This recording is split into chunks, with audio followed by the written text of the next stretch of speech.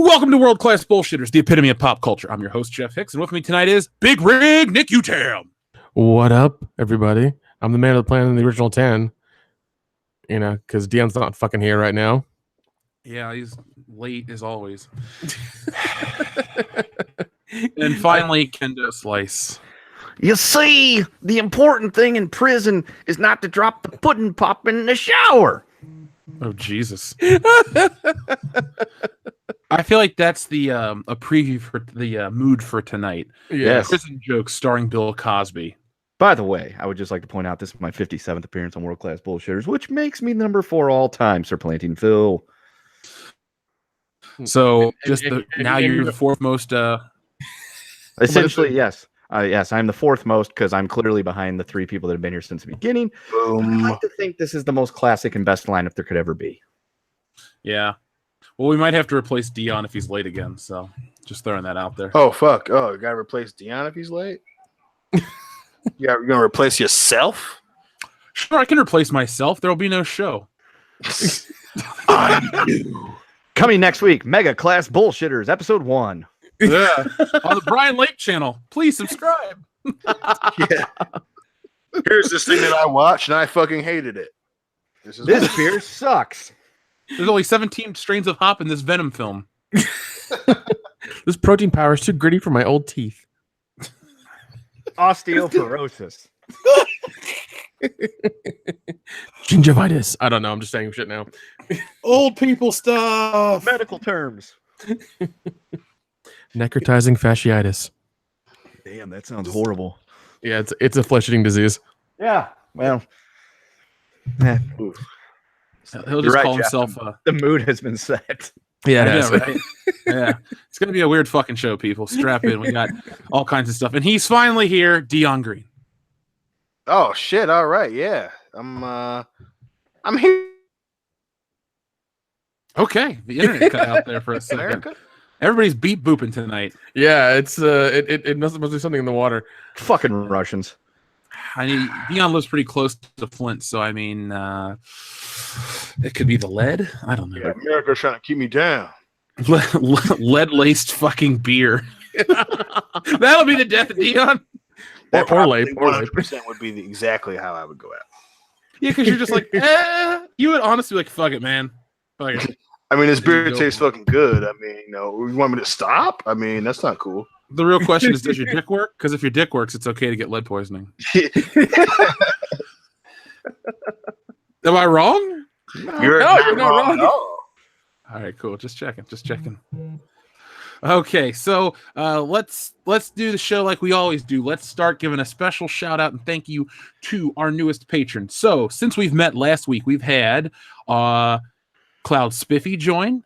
We've also had Auburn Owl, as well as Siphon and Jacob Davis, Fanatics of Film, and the rest are messages. So to our newest patrons, thank you very much. Welcome to World Class Bullshitters. You're going to get extra podcasts and all kinds of great stuff. So hopefully you've had a chance to check out After Hours already, and eventually you'll get some more stuff. So talking about what this more stuff is, October starts on Monday, which is World Class Bullshitters' favorite month of the year.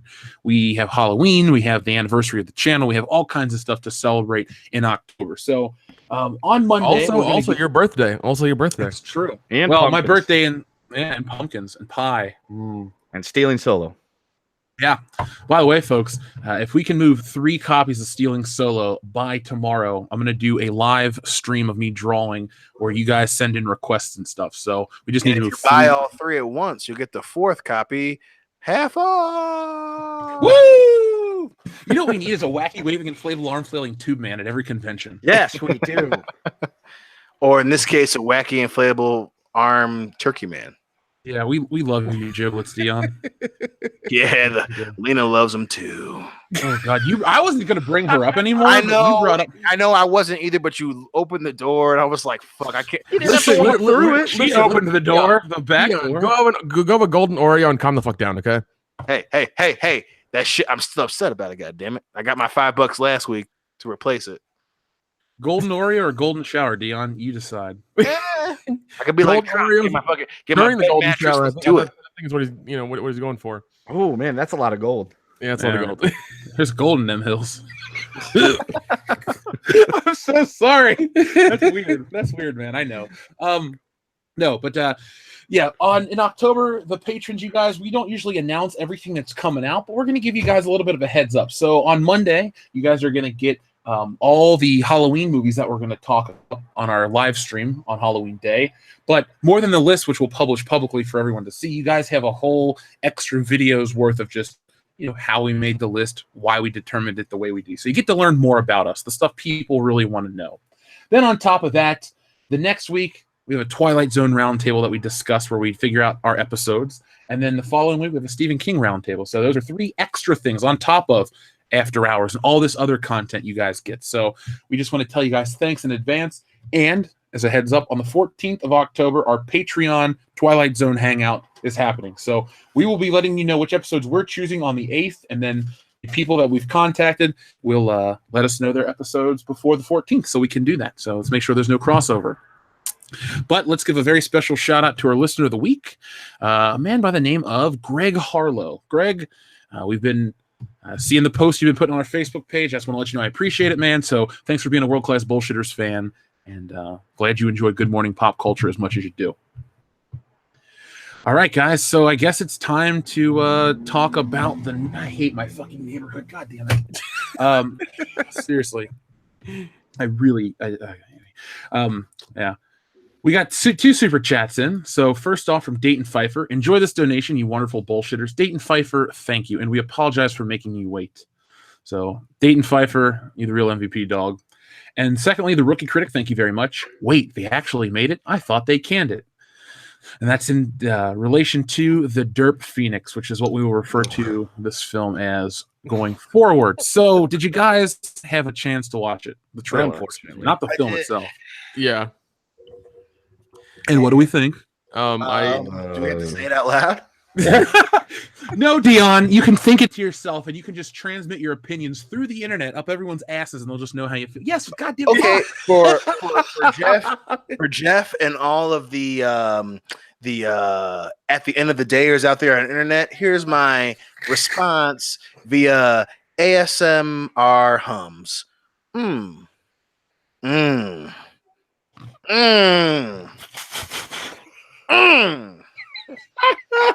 Shit. And it's so bad that it made me break my own rule and throw out a shit.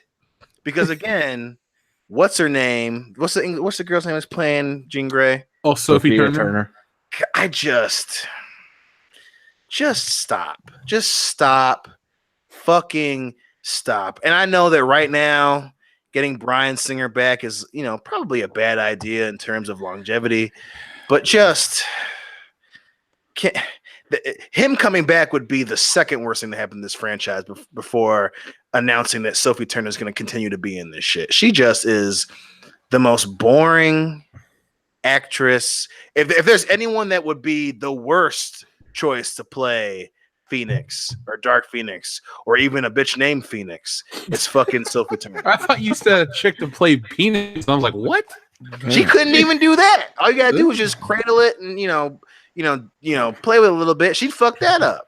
Well, I mean, you are the only man on the planet that owes 75,000 hand jobs. So for all those out there who are braving the old episode, you know what that means. So Dion, get to work, man. Ooh, t-shirt idea. What? A t-shirt that says Dion owes me a hand job. That would be an interesting shirt that someone would wear out in public. They'd be like, "Yo, who's this motherfucker named Dion, and why does he owe you a hand job?" I will gladly wear that shirt with your face on it. I'd laugh my ass off if someone wore it to one of their classes in like middle school. Who's Dion, and why do you wear a t-shirt that he owes you a hand job? You can just be like, "Business, Miss Parker, business." Ooh, Miss Parker. It's a principle of the thing, goddammit. It's a principle of the thing. Well, you're gonna go see the principal if you wear a hand job t-shirt to fucking school. Ooh. Yeah, probably. Yeah, Dion, I know last week you were kind of tiptoeing around the Captain Marvel trailer. Like, man, I can't really judge this until I see the movie. But man, this trailer, you've changed your tune. Well, it's different, right? Because at least with Captain Marvel, the difference being that there is a positive history with Marvel. They know what they're doing. They're not going to play any bullshit games. And even though with Brie Larson, she's not my favorite actress, and even though her performance so far in the trailer wasn't great, she doesn't have a history of being literally the same person in everything.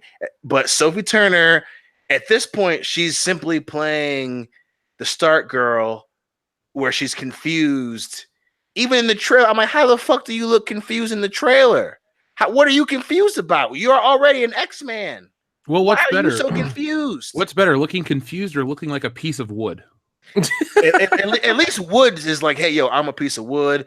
I'm stationary. I'm about to punch this old lady. With fucking Sophie Turner, she's like, I don't, it's like literally the only thing she can do is stare, which is why so much of the trailer is her. Well, no. She's staring, putting her hand out, and making things happen. Okay, it's just like using the Force. Yeah, I don't know. definitely.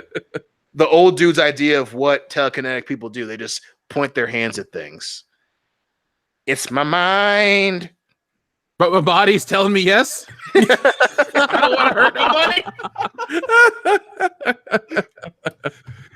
Dion, you made a good point, though. You talked about Captain Marvel has a good, positive history behind it in terms of the MCU. X-Men Apocalypse sucked ass. It was bad. Was fucking Last terrible. Stand was bad. There are more bad X-Men movies than there are good. No. There are three good ones. There are three Logan good was good. ones. Logan was good. I loved Logan. Logan was great. Yeah. Logan was great. fantastic. Yeah. But even then, that one was more of Logan was good in spite of everything that's going on. Logan was good because Deadpool had done well. It wasn't like well, we're gonna make a good Logan story, as opposed to and even then, if you want to get super nitpicky, Days of Future Past was good because they literally had no fucking choice. Well, I wish You know they what had I mean? no choice to make great movies because I love Days of Future Past. Oh yeah, that I was a love good it one. too. First And Class is overrated. and Days of Future Past was was after a lackluster The Wolverine. So that it was good despite everything going around it. And I feel like fucking Dark Phoenix is going to be more of the same because 20th Century Fox still doesn't know what the fuck they are doing. Well, they're now owned by Disney, so Yeah, but Dark Phoenix was started before the. I know this movie's been buy. done for months. It was Don't you supposed try to be- give 20th Century Fox any goddamn headway, sir. They deserve not. to get pissed on. They do, just like Chelsea Handler by Jason Biggs. Hashtag on Sharon. Yeah, it didn't look like fun, and I'm over the X-Men movies as much as I used to love them. As the first three that came out were the first two anyways were good. The third one was just what the fuck. But I overall enjoyed them until Apocalypse, which is such shit. How do you have Oscar Isaacs and you fuck that up? Oh no, never mind. Ask Star Wars. Never mind, Star Wars. Dude, it's funny. He gets all this praise. Well, he was great in Ex Machina. Yeah, but he's terrible in everything else. That's true. That's true. I mean, X-Men obviously they've been around since 1963, so they're as old as a lot of the other Marvel characters, but X-Men's heyday was the 90s. 92 to about 04, X-Men were really relevant. Yeah. And then you had Spider-Man come out in 02 and kind of take the thunder from the X-Men films, become the big event movies. And then the X-Men have just always been there, but never at the forefront. Even Logan, what was Logan? 2017, right? Yep. I mean, 16. Oh, it was 2016? Yeah. Okay, you had Civil War. And you had Right. other movies, other superhero movies taking the spotlight away from it. So Logan was 2017. Okay, it was. So I was gonna say Wonder Woman was kind of the biggest deal of that year in terms of superheroing. I'm not saying it was the best. I think Logan's a better movie than Wonder Woman, but Wonder Woman had all the attention that year. And Justice I League think- got all the and- negative and- attention. And also I think the reason Logan did good as well is because it was rated R, and also the fact that we've kind of been with that, been with him and Logan and the X-Men for a while. So for it to have this kind of ending to it was just kind of like, oh fuck, dude, this is crazy. And it was a very heartfelt ending, but it was so good though. So good. And that Johnny Cash trailer. Oh yeah, dude. Oh, But fuck. again, I think you have to take into account that one, it was R-rated. You can't. X-Men hasn't been second fiddle because of other films necessarily. It was second fiddle because there's a point where even Fox kind of fucking gave up, because even with because even before The Last Stand came out, there was a lot of promotion behind it. It just was a shitty fucking movie. And then you have the Wolverine kind of was haphazardly promoted out. I mean, outside of the poster for it, I don't really remember a lot of the promotion for it, compared to what came out at the same time as Wolverine. Was it that would have been 2013, right? No, Yeah. the Wolverine was the Wolverine 2013? Iron Man 3? Oh god. 2013? No, Iron Man 3 was right after Avengers. So Yeah, that would have been 2013 as well. The fucked up part is, for as watertight as we are on other movie dates, we can't remember these X-Men films because they're not that good. All I remember is that we had Loudy on the X-Men Apocalypse episode, and he just hated the movie. And I think Dan or Phil fell asleep in it. So right. That's about right. Shocker. Yeah, I love the X-Men. I love the X-Men movies, man. I just wish they should have even made this one. They should have just let it go and been like, hey, we're gonna start over. Well, like I said on Good Morning Pop Culture this morning, X-Men the Dark Phoenix saga is not just we filmed it on a rainy day in Oregon and we listened to some Nirvana music like Kurt Cobain was still alive. That shit goes to outer space. It's a big sprawling epic. Why the hell do you take the best X-Men story and you turn it into like teen angst to the movie? Well, it looks like they're almost trying to do what they did with Logan again with Dark Phoenix. That won't work. Oh no, I know that, because I mean, once again, Logan, old man, we've been with him for a while. This and the other. We're getting introduced to Dark Phoenix, and you're doing this kind of like long, treacherous road, and this is the end kind of thing, or the beginning. So it's weird the way they're approaching it, and it's not good. Well, you talk about weird. Let me use that as a segue. I'm going to get to the super chats in just a second. So, guys, I have some interesting news for you. The Gambit movie will be a romantic comedy. Go fuck yourself. Go fuck yourself. Damn it. Go fuck yourself. Fuck. God damn it, Channing. You couldn't whisper a little like, hey, don't do this in their ears, really? Oh, he might not even be in it now. Well, no, he is. Listen, this comes from IGN, Igen. The charming Taint Man Gambit standalone movie will have a romantic or sex comedy vibe, according to a producer. In an interview with IGN, Simon Kinberg, producer on Gambit and director-writer on Dark Phoenix, confirmed the movie will adopt a romantic comedy tone due to the nature of Gambit himself. When you look at Gambit, Kinberg says he's a hustler and a womanizer, and we've just felt like there's a little bit of an attitude, a swagger to him that lent itself to a romantic comedy. Oh my God, hustler and womanizer. He's going to be cucked out in the fucking Marvel movie. Yep. That'll put asses in seats. Yeah, well, women will go see Charming Taint Man. Yeah, I mean, Chafee They love Tater him is popular with the chicks. Yeah, well, and he's funny to me, so I'll go see this movie, maybe. I'm more excited for that than Dark Phoenix, Derp Phoenix, if you will. Derp Phoenix. Yeah, where does that say that we're at in the world of movies when we'd rather go watch a Channing Tatum rom-com than Dark Phoenix? Channing Tatum rom-com with a little bit of X-Men put into it at the end, That's true. Jeez. I was such a big Gambit fan watching the cartoon as a kid. Yeah. I loved Gambit. And, even when they announced the movie, when I think the second X-Men came out, I was like, fuck yeah, awesome.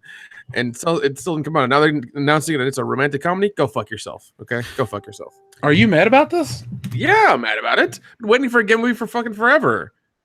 Even when they showed him in the the first Wolverine movie or whatever, it was shit. It was entirely shit. God, he was in that movie. Holy shit, I forgot about that. Taylor Kitsch played him. Yeah, your favorite actor, Dion. Fucking. Oh yeah, dude. It was the dumbest thing I'd seen. Like they had the card thing as well, but I was like, you don't look. This is not who you are. What the fuck is going on? Now, Dion, question: gun to your head. Who do you like more, Taylor Kitsch or oh god, I had a much better one. Michael Cera. It wasn't Michael Cera. Was my original choice. Fuck. Oh, I forgot. Fuck. Never mind. I'll ask you later when I remember the other setup. Okay. Taylor Kitsch. That's my answer. Taylor Kitsch. Never mind. I completely forgot he was in that movie. Do you need some coffee, Jeff? Do we need to take a break for like 2 minutes? Yeah, we're gonna come back, folks, in about I don't know. We'll come back at 7 a.m. for Good Morning Pop Culture. Good night. Yeah. Okay, we're scrapping this week. It's a wash. Fuck it. I don't know if people have clicked away at this point. No, I watched it. It'd actually be pretty damn funny if they did. Like, you just cut off the live stream for just a second, then come back on. But they're like, "Oh fuck!"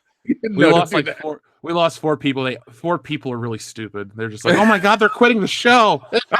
You know, They're the one taking thing that Facebook right now to bitch at us. you guys quit the show. We're live right now, people. We're on episode live? 142. Do you not know what that number means? We're still here. We're still here, everybody.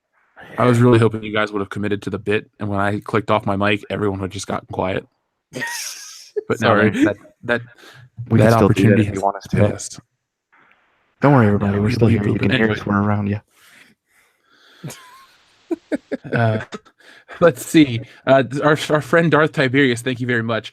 We need a comic with Dion, Lena Dunham, and a mentally challenged mini horse as the last living things on Earth. Dion has 3 mannequins dressed up as Kendo, Nick, and Jeff as his only friends.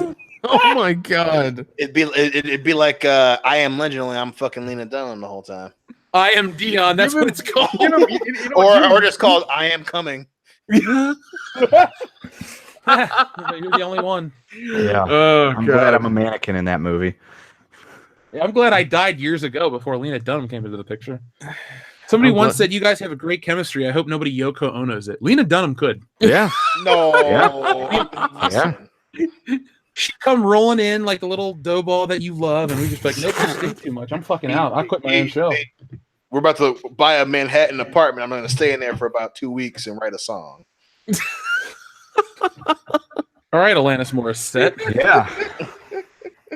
Closer to John Lennon, bro. I'm that much of Do an you artist. want to get shot down the street? No, you don't. Yeah. my I have, friend. Hey, if you quit the podcast, I'll fucking do it. I swear to God. I have a copy of Pepper in the Rye. I I will will loan it fucking to him. shoot you if you leave this podcast, sir. I mean, you'll live. I'll make sure it's not, not anything vital. turn me but into I'll still Charles fucking shoot Xavier? you. You Do what? jealous bitch. Nah, just pop him in the knee. That There way- you go. Nah, I'm not gonna do the knee. Every No, time you'd he be gets like, cold, he knows why. You'll be like Eddie Murphy in Harlem Nights. I'll shoot your goddamn big toe off. I ain't playing. Fucking do it. I love her. Isn't that I'll Stella shoot Reese? you like the right shoulder or something. Ella Reese shoots her fucking toe off. Now I gotta cut you. I hate that movie so much. I know you do. I don't like it that much either, but I do like Harlem Nights is good for. Remember that time that Eddie Murphy still made decent movies? I would rather watch a vampire in Brooklyn than Harlem Nights. Ooh, How about Boomerang? You are just aggressive with that one there. Boomerang is better than Harlem Nights, but I'd still rather watch. A Vampire Brooklyn doesn't have Red Fox and Richard Pryor. At least Harlem Nights is the greatest movie, and fucking Arsenio Hall. What the fuck? but you're throwing those names in there. They also don't have a zombified crackhead guy that's falling apart as he drives Eddie Murphy around New York City. It's the dude from a different world. What's his name? I've never liked that show. Isn't that a spinoff of Cosby? Leaving Norbit out of this conversation. Even Dion and I won't take the joke that far. Exactly. We definitely don't disagree on Norbit at all. Yeah. When Plus, the channel has the 47 only thing million about Norbit subscribers is, and we like, meet Eddie. Everyone already wanted to punch Cuba Gooding Jr. in the face for past transgressions. Radio. Norbit just solidifies that shit. Jeez. Well, we'll have an Eddie Murphy memorial episode, episode 317. Then we'll actually play Eddie Alanis Morissette in the background when we're doing it. And that's what That's not That's Sarah Alanis Morissette. McLaughlin, bro. Get Sarah your white McLachlan, women dude. right. Jesus Watch many of those Christ! Phoenix I mean, commercials. guys. I mean, I know Kendo's white, but I mean, we can use stereotypes for our music choices, can't we, guys? Jesus, come on. No. Pop culture is the epitome of pop culture. If you're going to rip on something, at least get it right. Hey, Yeah, bro. I referenced sad pet commercials. Alanis Morissette sings about going down on Dave Coulier in the movie theater. Not Bet saving you your that pets. song is about you. That's Carly Simon. That was like 20 years God damn it. before. You're fucking up, Dion. You're fucking up. What song am I thinking about? That's Alanis Morissette. You ought to know. It's Yes, like, thank you. You are no thank. See, that's why we're. So you knew. so when you met me when you met me 10 years ago, you're like, yeah, this dude knows one Alanis Morissette song. We could be friends for life now. The one that matters. We're gonna have a podcast in a decade, and we're gonna need to know that fucking show or that song for a joke. Hey, I didn't want to scare you when I thought that, but I was like, hey, you know what? We're gonna have a podcast. There's a future here. I'm gonna be the friend that doesn't fucking get pegged by his wife. That was the greatest conversation we've ever had on the Facebook page. I was happy that nobody's in my office, man. I was laughing my ass off. Pegman. Eggman. That'll be our next comic book. Darth Tiberius, though, I want to do that as a skit. Maybe we could just become friends with Lena Dunham to get her to be on our show. Listen, if we're becoming friends with Lena Dunham, I got specific things in mind here. Oh, What if she wants to plow Nick instead? Yeah. Well, Then she is Yoko Ono. wait. No, I wouldn't Wait. have to be friends with Nick over that. I'd be like, you know what? You know what was happening, Nicholas, and I'm very upset that you, one, don't go by Nicholas, and two, would steal my girl's reference. Hey, I don't think she's going to try to hoard in on that. I'm about to say, if she comes after me, nothing's changing. It's just that I'm gonna get asked before the show. That's about it. I don't know if I'd let you on the show anymore. Oh shit! I believe in you to have higher standards. Yeah. Make sure to be here on time at least. Listen. shots fired. I'm getting blamed for this right now. It's just craziness, sir. I don't want to gloss over the fact that Nick just said he'd do Lena Dunham. Yeah. If she comes after me instead of Dion, yeah, I'll take it. I'm not. Are you afraid of horses too? Yeah. No. What's your stance on mannequins? First, I'm not. I like 'em. I just do not like them. Stop. Hey, we'll get to you later, Nick number 2. Yeah, we've got a new crisis that is just formed. Oh God. Lena Dunham is tearing this podcast apart. Hey, I'm not saying I'm going to pursue her like Dion will. tearing us I'm not apart, going Lena. to. I'm not going to stalk her across the internet. I I'm didn't just saying, say like, pursue. I'm just saying, we were talking about crushes and shit. You know what I'm Her saying? body You know, looks like I feel like I'm getting mashed potatoes. judged, miscellaneously here. Yeah. Wait, miscellaneously? Like, that doesn't even make never mind. Fuck it. Random is what I was going with. All right. The Next topic. The Rookie Critic says, thank you, Rookie Critic. They should upload it to YouTube and call it a fan film in regards to X-Men DERP Phoenix. It looks they that should. dumb.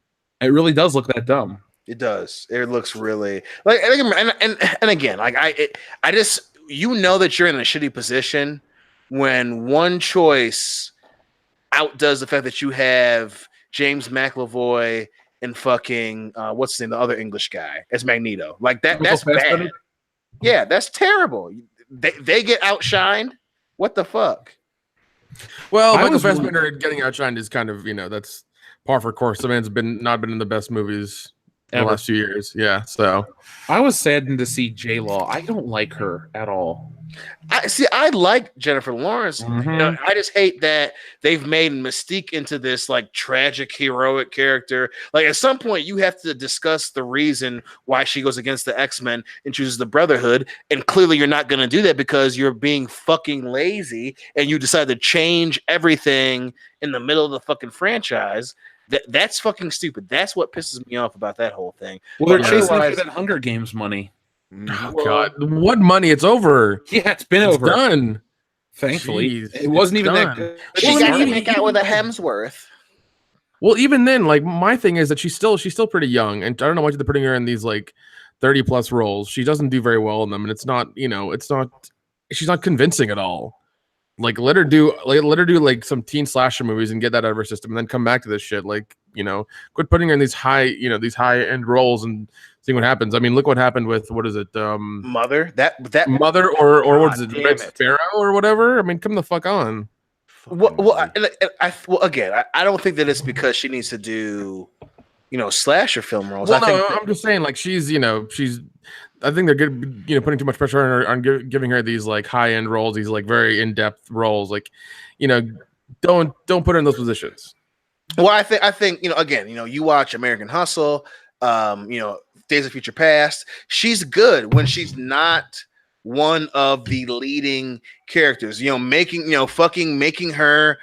And again, she always chooses characters that don't fit the situation. So for me, Apocalypse was one of the reasons why Apocalypse was bad, was because Mystique is one of the fucking leaders of the X-Men. and she gives this fucking speech. It's like every movie we've seen about Mystique or Raven now is she's a fucking selfish, bad person. But then you make Apocalypse and you expect Jennifer Lawrence to portray this character who's had a fucking turn of leaves, and it doesn't fucking fit well. There are things that she does very well. That, giving inspirational speeches isn't fucking one of them. And they're going to do the same shit. And that's what pisses me off about this trailer, because it's going to be, Mystique giving some speech to fucking Jean that makes her turn from being the Phoenix. And that doesn't fit. That's not Jennifer Lawrence isn't fucking the female version of Denzel Washington. I'm sorry, she's never going to be choosing these roles for her. She's not that person. She is not Bill Pullman in Independence Day. Okay, thank you. She will not go quietly into the night. Yeah, go out without a fight. We're going to go on. I'm just going to quit. By the way, Mother was an awful film. You think? I heard too much shit about it, and I'm just not gonna watch it. I'm just not gonna. No. I tried watching it just because I wanted to be able to shit on it justly, and oof. That's the best way to watch a movie. Hate watching. I want to hate watch this movie so I can tell you how bad it sucks. I'm gonna hate watch it so hard. Hate watch the fuck out of this movie. Yeah, it was not fun. I'm gonna get all up in that shit and be like, "Fuck you, movie." Isn't a bunch of just her needlessly getting the shit beat out of her too? Maybe we should watch it. No, it was. I don't know. It was fucking not the boner you were looking for. Yeah, kind of. So essentially, she lives in this farmhouse with Javier Bardem Morgan, and he's like God or something. And what's his name shows up? I can't think of the actor. The and devil? No. Lucifer. No, this dude shows up. He's a famous actor. I can't think of his name. Chad will bail me out. Anybody that's seen it, and he's like throwing up and like all sick and everything. And I don't know. I got about an hour into it. I had to read how the movie turned out because I turned it off. I was like, I can't do this. It's making my head hurt of how stupid and pointless this whole movie is. It was a clear artsy film that somebody's like, I'm going to put this together and it's going to be the greatest movie that's ever been witnessed on film. We're talking about Ed Harris, maybe? Yeah, it was Ed Harris. Okay. Yeah, he shows up and he's like all thrown up in the toilet and sick, and Javier Bardem Morgan's like all caring for him, and Jennifer Lawrence is walking around in like a see-through outfit, and people are like, "Oh my god, she's got a see-through outfit on." It's like, yeah, did you not see what fucking got leaked on the internet? That's way better than a see-through outfit. See all the goodies there. Yeah, well, it's not that good when they come from Jennifer Lawrence. Well, that's true, but either way, I turned it off after about 45 minutes or an hour, and I was like, I can't. Wow, you gave it some time then. Shit. Yeah, I read how it ends. Apparently, like she has a baby and like the villagers come and like kill it or something. Essentially it's like a religious allegory. It's a Dustin movie. Just fucking say it. Oh, it totally is. That's why he made it his #1 movie of last year. Because I think Nick and I even bet that was going to happen. Yeah, we did. Yeah, we did. As soon as he says it on the show, Nick and I are both like, "Yep, figured." Yeah, he did. Well, the show's a lot better now without him. So. Yeah. It's peg free. The best diet to be on. Yes. Our friend Comic Fan Nicholas says, movie looks meh and Cyclops is going to be a glorified cameo again. Well, Nicholas, I know this isn't a popular opinion, but Cyclops is one of my favorite X-Men characters. I don't know why. I just like the character, and I want to see him take charge. I liked him in the first one. Dion, one of my favorite superhero movie moments of all time is in the first X-Men, where Cyclops goes to Wolverine after he fought Mystique. How do I know it's you? And he goes, "You're a dick." And he goes, "Okay." Okay. And that's it. One of my favorites too is when he goes, "We're gonna tell me to stay away from your girl," and he goes, "No, he goes, I'm just coming here to make sure, blah blah blah blah." And he's walking out the door and he goes, "Hey, and Logan, stay away from my girl," and closes the fucking door. That's a badass moment. Well, also in the trailer, if you look, like Mystique and Beast are both like together. It's like, "You're blue, I'm blue. We should be together." It's like, what the fuck's going on? Yeah, not a whole lot of thought going into that shit. Yeah. Dayton Pfeiffer has a comic book idea, so thank you very much, Dayton Pfeiffer, for super chat. Comic book idea: Night of the Living Lena Dunham. Dion is trapped in a house. He's surrounded by demonic Lena Dunhams, and yes, Dion has a weapon. That's what it says. Dion has a weapon. So it's Dion, are you gonna fight off the Lena Dunhams, or are you just gonna accept it and go for all of them? Connect 4.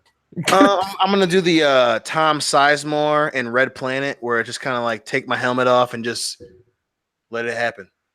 Oh shit. Wow. Do you? I mean, are you gonna set yourself on fire as well? Is that what's gonna happen? I mean, depends on what level we're at with all the Dunhams. They're all lumpy and they smell like icing. No, they don't. It's only one. They smell like ice. I feel like Lena Dunham wakes up and like smells like a bakery, and then you're just like, But not in a okay. good way, because bakeries. No, But like a day old bakery. Yeah, like kind of crusty. In other words, she smells yeasty. Yeah. Oh. I used to really get excited for Thursday nights, and then Lena Dunham happened. She's tearing Thanks, us John. apart.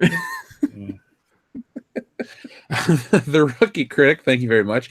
I want to forget about the X-Men for a bit. Looks boring. Just seems like the kids running around now. I want Wolverine and the others acting well and going ham. Yeah, I want Wolverine to slice up some motherfuckers. That's right. Yeah, man, that was one of the best parts of Logan is that he really sliced up motherfuckers. Like it was awesome. I thought the ending was the best when he died. I was just like, oh, this is really happening. Yeah, it was, dude. It was really sad, but really good at the same time. I loved it. It was a damn good movie. I have a question. Are we going to try to see Venom for the channel or no? I'm at least going to. I'm at the very least do something like we did for fucking Predator. Especially because we've been shitting on Venom for so long now. I'd say we see it, but don't make we won't make the episode the Venom review. How about we see the movie and then we just record a review for it or something? Yeah, we can do something like that. Let's all shoot to try to see it next weekend at some point. Then we'll get together at a agreeable time and make it happen. So, folks, there you go. There's another episode coming your way in October. Venom. Ugh. How bad was it? Hardest of choices require the strongest of wills, gentlemen. What movie is that from, Jan? Huh? What movie is that from? It's a movie. It came out this summer. I wish I could remember. I can't remember off the top of my head. It's a very good movie. Something to do with a dude that looks like Grimace. I can't remember. Oh, the Ronald McDonald story. Yes. Yeah, The Founder. That was a great film. Yeah, that actually the was 30 really for good. 30 they did on Ronald McDonald, the ESPN episode. I cried like a baby. Oh god, no, but Founder was a damn good movie, especially that end scene where he's in the bathroom with the guy and he's telling him why he took his company. Yeah, That's part of the fucking movie. Oh my god. Pondimus Maximus, thank you very much. El Jefe, it occurs to me I've been neglecting a cherished member of the High Council. Please accept this donation and keep on keeping on, brother. Well, thank you, Pondimus Maximus. For me, I was on the High Council only once, but I appreciate that. Thank you. I mean, my name is literally in that super chat, but whatever. They clearly meant me. They meant the best friend in that situation. You know, so the L means Dion and the Jefe means Dion. Yeah, absolutely. Apparently, El Jefe is now Spanish for the Dion. Yeah. El Jefe. Was it isn't Al Caballo horse or something? Uh, Al Caballo means to ride a horse. Yeah. So, Brooklyn Supreme. thank you, Pondimus Maximus. Sometimes they do forget about us. Hell, people don't even say our full names, but you know what? I appreciate that. Yeah, even when they're shitting on EVS and Geeks and Gamers, they forget Jeff. They forget to shit on Jeff, and it's really, really heartbreaking. It's kind of weird too, especially seeing as how you host the show. Mo. it's not weird at all. We figured out why that happened. Oh yeah. We'll talk off air. That's a secret. Obi-Wan 27883 says, "What the hell is this?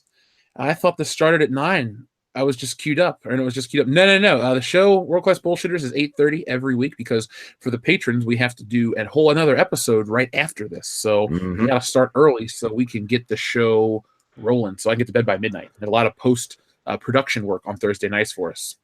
Cesaria Japan says, "I'm listening, Jeff. I'm just lurking and working." Well, thank you, Cesaria Japan. I appreciate that.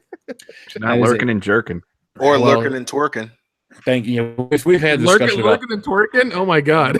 That'd be hot. Could you imagine being at a I want to see strip that club one. breakfast? We go to a strip club breakfast buffet and they're just listening to the show. Talk about a boner killer. Imagine us going to another place in Miami where they working and twerking. We'd be like, "Oh, Viva Miami!" Yeah, and Phil's gonna be broke. Oh shit! We don't want him to. He has a house to take care of. It it's still fine. doesn't He mean can- shit. He can live in a van down by the river. It's okay. By the ocean. yeah, dude. It's beachfront property, bitch. They call him Miami Van Phil. Those 16K TVs don't buy themselves, guys. Oh God. And all those copies of the best-selling movie of the 21st century, Happy Gilmore. Dude, Yeah, and Gilmore. those 11 billion, copies of the Nintendo Switch are Oh, it's 1.1 billion. or 1.1 billion Sold on launch weekend. Yep. Let's see. Party Omsavi says, V is doing a post Brett Kev hearing stream. I'm torn. Y'all see any of the Mahler streams yesterday? He watched an expectedly insane movie Bob video. So I'm going to say we can all say no to that. None of us have watched it. No. Exactly. But I don't know who V is. So, but thank you, Party Omsavi, for showing up. The guy that had that Edward Antonowitz. Did you guys see my poll for reviewing Titan E1 or Titans episode 1? Yep. No. Is there a poll that one? Does somebody want me to review it? Yeah, I think that's kind of the idea that they wanted was you to at least, especially since you Well, have the DC streaming service or whatever. Yep. Mm-hmm.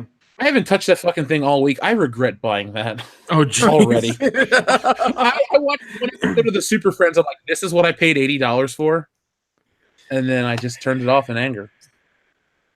Yeah, okay, I'll review it. That's fine. You guys just got to remind me when it launches. I'll do that. I'll put it up. I'll do a weekly Titans review. It will be separate from Good Morning Pop Culture, so everyone can check it out. And I'm going to be honest, if the show's good, and we know it won't be, I'll tell you. But if you think it's going to be what I think it's going to be, well, be prepared for a harsh review. Beamer says, do you guys have a dedicated email address? Kendo, do we have a dedicated email address? Yeah, we do, Jeff. It's worldclassbs@mail.com. The best mail. Yeah. Obi-Wan278883 says, quick, replace at least one Lena Dunham lover with American Trent, LOL. Yeah, we can sacrifice American Trent for Lena Dunham protection. Sorry, Trent, we love you, bro, but maybe you can watch 007 flicks with her. Yeah. They want me to be happy. What'd you say? They want me to be happy. Oh, yeah. Well, we want you to survive. We kind of need you. I love to give you a shit about being on the show, but you are very, very essential to the chemistry and the success. So don't forget that. Aw, when I talk shit to you constantly and make fun of your fear of horses and other it's not a fear, God damn it. Yeah, well, accept my my praise of you as a person, as a human being, as I make fun of you constantly. That just means that he loves you, okay, Dion? Yeah. Come on. Love you. I'm my best friend. I love Hillary so much. What a story, Dion. Oh, man, we should just hate watch The Room drunk one of these weekends when you're available again. It's fine. We could do that. Yeah. Oh man. Let's see. McKinney90, thank you very much. Get a Ghostbusters 2016 vibe by really propping the female characters up a lot. I used to like Lawrence until that interview with Adam Sandler where she came out hating her fan base. Yeah, she does a lot of weird interviews. Like, it's. Well, I've told you guys why I don't like her, because when she made fun of that guy that couldn't speak English when he was trying to interview her, I was like, you are just a piece of shit. You want to get on this platform and preach about certain things, but like somebody that's trying to translate a language to ask you a couple of questions and you're that rude, that doesn't, reflect well upon your personality. Yeah, I mean, it's. Well, what movie was it for? Do you know? Oh man, it was probably. I thought it was for one of the Hunger Games movies. I thought probably. I don't like her because I mean, it was pretty bad. I mean, she got fucking rightfully so lambasted for that shit. I think she had to officially apologize to the dude. Okay. Gee, so when you're that shitty of a person, you're trying to make a platform out of women in film and shit like that. Yeah, you don't have a leg to stand on. Go fuck yourself. I just don't think any of these actresses and actors, this isn't a female criticism, I just don't think actors are smart enough. They're not. Even Natalie Portman, who's so pretentious. Oh, I went to Harvard. That's great, Natalie Portman. You also don't know what it's like to live a real life. So this little platform that every actor has is just full of shit. It's the same thing where I see people post these positive videos that Will Smith puts out. I'm like, he's a fucking millionaire. Of course he's happy. He can do whatever the fuck he wants. Yeah, Will Smith also has a lot of charisma and doesn't present himself like an asshole. I'm not saying I'm in love with the guy, but when I see his videos, I go, you know what? I don't really get that creepy Jim Carrey vibe like I get with other actors. What you get with Jim Carrey? Yeah, have you seen the video Emma Stone? I want to marry you and make chubby freckled babies. Yes, that's old too, and he's fucking what the fuck, Jim Carrey? Jesus Christ! Yeah, he's lost his shit long ago. Yeah, I was gonna say he's been fucking lost in the head for at least 2 decades at this point. Well, he's not funny. He's not relevant. I mean, he's still funny. I mean, he was one of the good parts of Kick-Ass too. The only problem is he fucking wanted to retroactively denounce the movie after he fucking made it. All of a sudden, the dude still has talent, but it's just like, oh yeah, he does, but he just fucking like Eddie Murphy. He won't allow himself to be funny. Exactly. Yeah, because he doesn't want to be funny. He wants to be taken seriously. It's like that's good. Do a couple of those, but also remember what fucking got you there. I take Eddie Murphy's comedy very seriously. So there you go. There we go. No, but McKinney 90, there is that whole Ghostbusters movement. Thankfully, Ghostbusters 2016, was it Answer the Call flopped. And I mean, that was because of it, lazy filmmaking more than just it being all women. They literally remade the movie.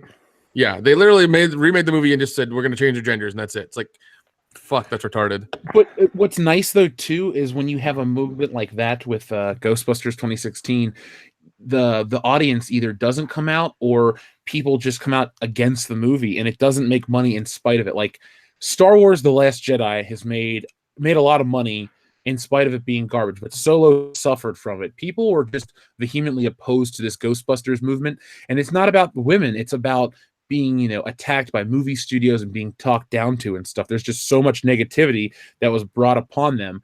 Marvel knows not to do this, or at least we think they know not to do this. But we hope they know not to do it. I'm getting that vibe too, guys. Like I'm out there, I know a lot of people are like, "Man, this is scary." It is scary. I love this shit. I don't want this to go away, but probably the future. Listen, it's really not. Listen, you're gonna have your theaters and your studios for sure that want to do that. But again, the currency that everyone understands in the business is fucking money, and when it doesn't make money. It just doesn't.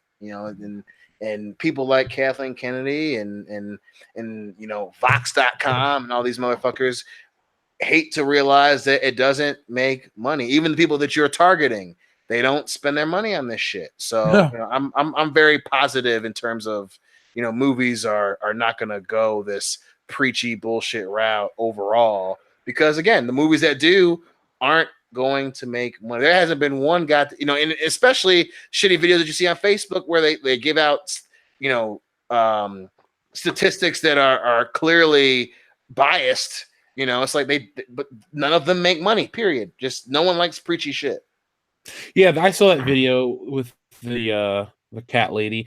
That video is garbage. The one I sent you last night. Yeah, the one you tagged me in. Talk about a skewed fucking set of statistics. It's like, no, guys, you like I said earlier on other videos. It's like when you go to college and you have some person. It doesn't matter who wrote it, but some really bad paper, and they're like, well, this is this and this is that, and the teacher's like, you didn't even cite your sources. You're just pulling this out of your ass. You get an F on principle. Exactly. That's what that article is. Yeah, and like a lot of those articles are like based on feeling. It's like you can feel whatever the fuck you want and to do it, to feel however you want. But the facts are the facts, and you can't change them. So, yeah, face the facts. Exactly. Shut up, Loudy. Darth Tiberius sends in a super chat because I see it. It makes me happy because I see this name. Shame Alexandra Daddario couldn't be Captain Marvel or play some other superhero. She's a fantastic actress and doesn't get enough work. I love Alexandra Daddario. That's my Hollywood. She's so cute. She is. Yeah, it is a shame. I went and saw Baywatch. Yeah, I wanted to see The Rock, but still, Alexandra Daddario. That movie has grown on me over the last little bit. Like I've watched every now and again. I'm like, this is not that bad. Hey, Dion, does Diane want to replace Nick?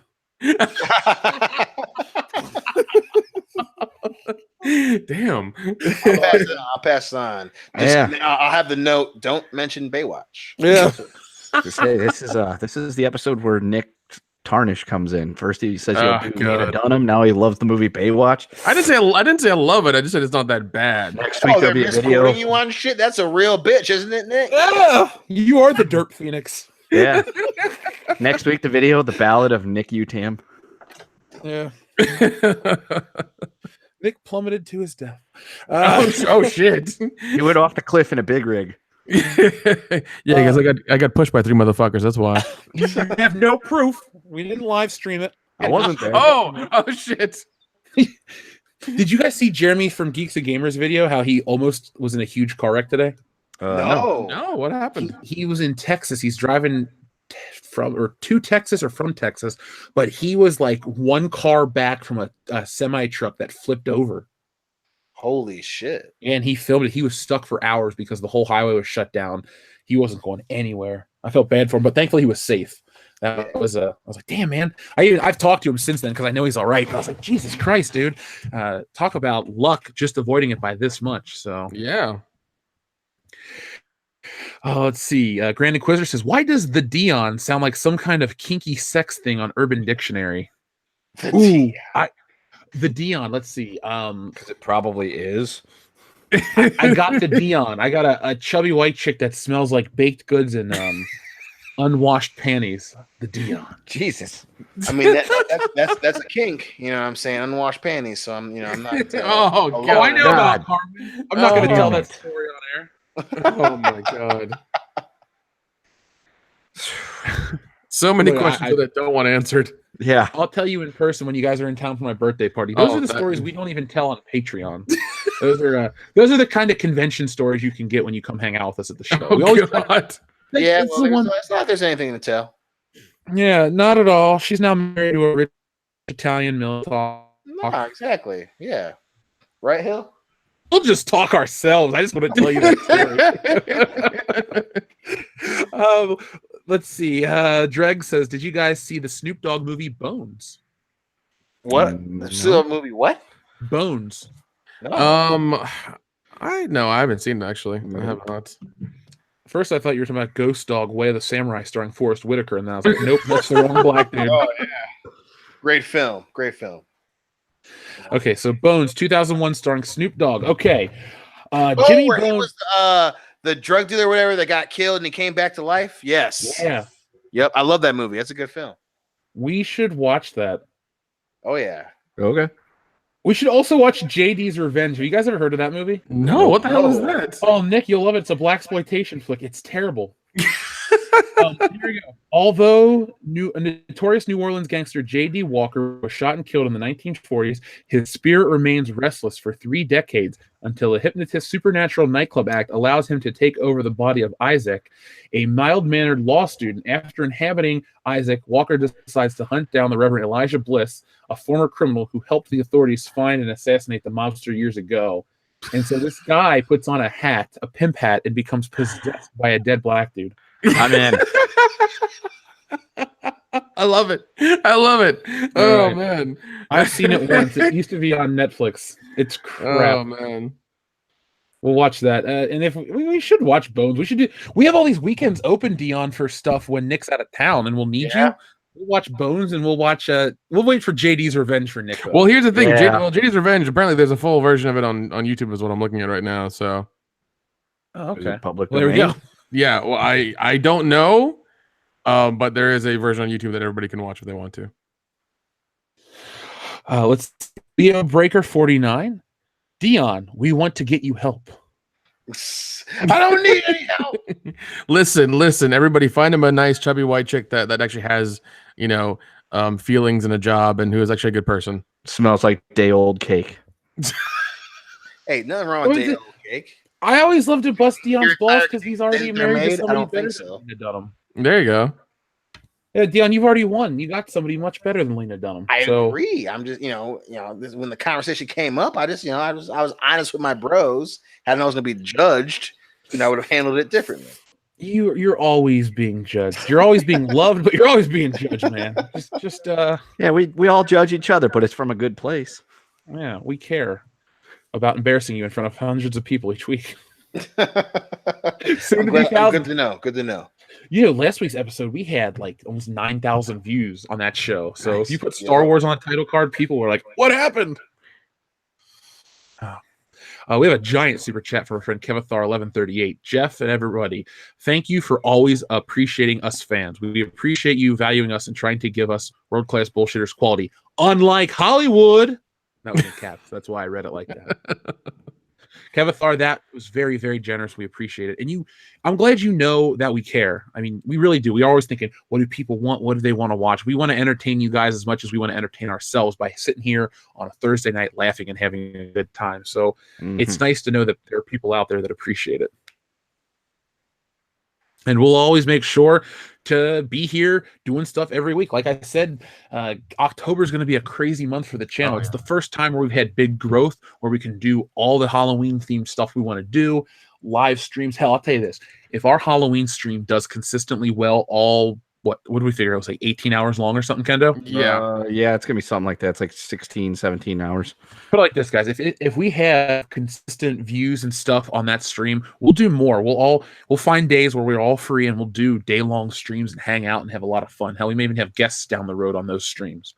So we will always be doing fan interactions and having fun stuff. Kevathar, again, thank you very, very much. Dreg says, one of two. This goes to Kendo for a solo review. The other half goes to Dion for the Whisper episode. I will bang white women till you're better, brother. Pull up part 2 because I have a different window open. While I do, Makini90 says, Jeff, did you like her in the Texas Chainsaw Massacre reboot? Yeah, I did. I just really liked her. You mean the one where she almost showed her tits but didn't? I don't care. She got naked in True Detective. That's true. That's true. But I'm just saying it's a horror movie.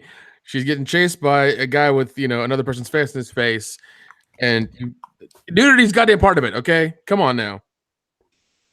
You do realize, while I'm all about more nudity, I'm very happy with, what we've seen of her. I know, but I'm just saying it's a horror movie. There should have been, tits. But there wasn't because I don't know why the fuck there wasn't. Hashtag where are the tits? Hashtag where are the tits? Now that's a shirt I would wear everywhere. Just put out there. Oh, my girl was having a 95th birthday party. Got to pull up the hashtag where are the tits t-shirt. My grandma would read that as # where are the tits. What does that mean? What's a hashtag? Yeah, she's one of the few people that call me Jeffrey, and I'm okay with it. Oh, Dregs, by the way, even though Dregs didn't clarify it, I figured out half of the super check goes to Kendo, the other half goes to Dion. So Dion, Kendo, we're gonna go to that shitty bar that Phil didn't get us kicked out of. I'm gonna buy you guys a Miller High Life. All right. I like it. Let's see. Leo Breaker again, thank you very much. LMAO, not that kind of help. Well, interventions come and go, my friend, but Lena Dunham is forever. God, I hope not. I was going to make a Hartford the Whale joke from Mallrats, but I was going to call Lena Dunham the Whale, but that just seems too mean. Our friend Beamer says, you guys are the best. Just wish I'd found you sooner. Well, Beamer, you know what? It's okay that you didn't find us sooner because, like Kendo said at the opening of the show, he's now 4th overall for most appearances on the show. The chemistry wasn't right before that. Once the 4 of us came together, we got rid of the old crew, brought in, Kendo, figured it out, streamlined the show. We've had a year of awesome success, and we're going to keep that rolling by, doing what we love to do and doing what you love us to do. So don't ever regret that. Plus, Beamer, every episode we've ever done is available. I believe his name's Seth. Our friend Seth is out there watching all the episodes. So does Tap and Die. They love the old episodes of this show. We don't, but they do. So they're hey Luke, they're back there having a good time. So Beamer, you can go check out the old shows, have fun, and comment on them. Hashtag make Phil relevant. Oh no, don't do that. Don't do that. Mr. V says, watch the documentary Zoo from 2007. Google it. All right, I'll Google it, Mr. V. First off, thank you very much. Let's see. I can close this out. Zoo 2007 documentary. I'm just gonna fucking Google it. Zoo is a 2007 movie directed by Robinson DeVore, starring Richard Carman, Russell Hodgkinson, and Ken Krebs. Russell Hodgkinson. I love that name. Oh, okay. Sounds like a real great time. Well, I you want me to read it? You want me to read it for you? Oh my God, Dion. What? Yeah, you go ahead and read it. Okay, I guess I'll read it then. Filmmaker Robinson DeVore examines the taboo subject of bestiality. Oh He boy. centers the film around the case of a Seattle aircraft engineer who died in 2005 after performing a sexual act with a stallion. Damn. Oh, fuck me. Jesus. No, Yeah, Dion, that's what no. the horse thought. What he said. So are we watching that for Halloween? I think no, I remember we're hearing not that watching that for story. Halloween. Now, Dion, are you going to be available for Halloween for the stream?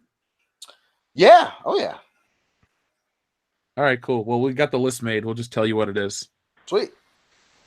Especially if it's a Uh, non-stop stream one. I know I missed the last one, so I'm telling myself I'm gonna definitely make it for the next one. You're going to love the movies we picked because they're honestly none of them are bad.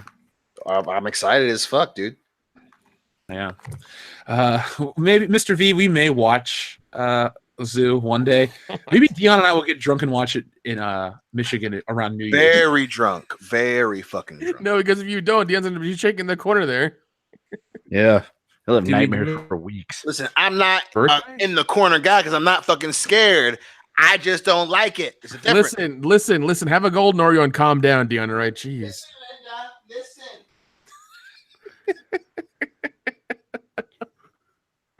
Well, Dion runs away to the corner to cower in fear. Our friend Obi-Wan27883 sent in a very generous super chat that says, FYI, I wasn't throwing American Trent under the bus. Here's some money for a bottle of Gentleman Jack. Thanks for making me laugh daily. Thanks. Obi-Wan27883, thank you very much. I will be taking a chunk of this for when the guys are in town, and we'll be using it to entertain ourselves with booze.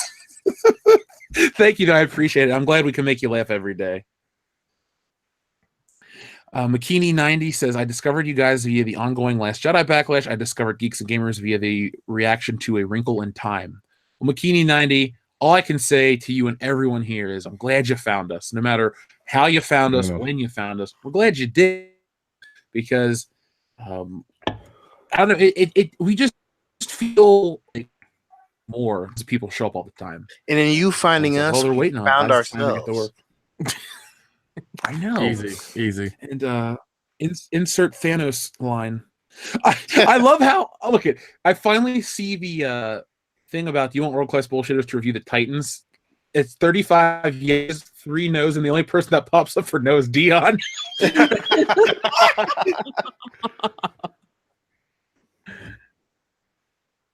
Well, if Dion votes no, that means anyone else, and it still doesn't matter because I guess I got to do it now. Hey, at least as long as I'm on the goddamn record, so if it turns out to be horrible, I can always say I told you, motherfuckers. So Hey, I'm the only one that's going to be watching it, so I'm not going to force you guys. I'm taking the, the obviously, hit on that one. by yourself, you're gonna fuck around and kill yourself. You know what I'm saying? You know. I guess I should send you the login so we can just all watch. Exactly. We'll listen to you talk about the crackhead Starfire. So this next subject is something that I wanted to talk about and put in the title of the video, but I didn't know. I didn't want to start out like that. You started out with Dark Phoenix and our geek culture stuff. Kendo, a very famous man, is going to jail by the name of Bill Cosby. Mhm. What is your take on this? Because we talked about this off air, and I said you were to bring up some stuff on there. He deserves it. He did some horrible shit. So yeah, bye, Bill. Go to jail. Do not collect $200. 200 pounding. No, I have made it very clear on the channel, at least on Good Morning Pop Culture, how much I was not a fan of Bill Cosby's work at all. I just don't find him funny. That being said, he did some terrible shit, and now he's going away. I've seen some people like he doesn't even have that much of his life left to live. They should let him go. I'm like, what the fuck? Yeah, that's not okay on any level where it's like, oh, he's old, so it's okay. Like, no, he committed a horrible crime. He did the crime. He should do the time. Fuck it. Even if it's a short time and he dies in prison, he still deserves it. He falls down, breaks his hip, and dies tomorrow. He falls down, breaks his hip, and then has 21 stabs in his back somewhere. Yeah, with the pudding pop. With We the couldn't pudding find the crime weapon. It melted away. I really wish they would rebrand pudding pops and make them something else because those were good. Those were so good. No, but it's such a weird, dark subject matter that somebody like not like Bill Cosby, that Bill Cosby did those things, and it's I don't know, it's unforgivable. I just know you wanted to mention that on the show tonight, so we covered it. We talked about the Bill Cosby. Yeah, what was his sentence again? 3 to 10. Yeah. Jeez, they should just give him life and just let him fucking live it out in there. Jeez. What was your take on it, Dion, when you heard the news? About his sentencing? Yeah. It was well deserved. I mean, that's the, him pulling that shit off is, that's the same level as fucking, serial killers and my whole thing was he only got 3 to 10 for that. I mean, that's, based on whatever they were able to prove.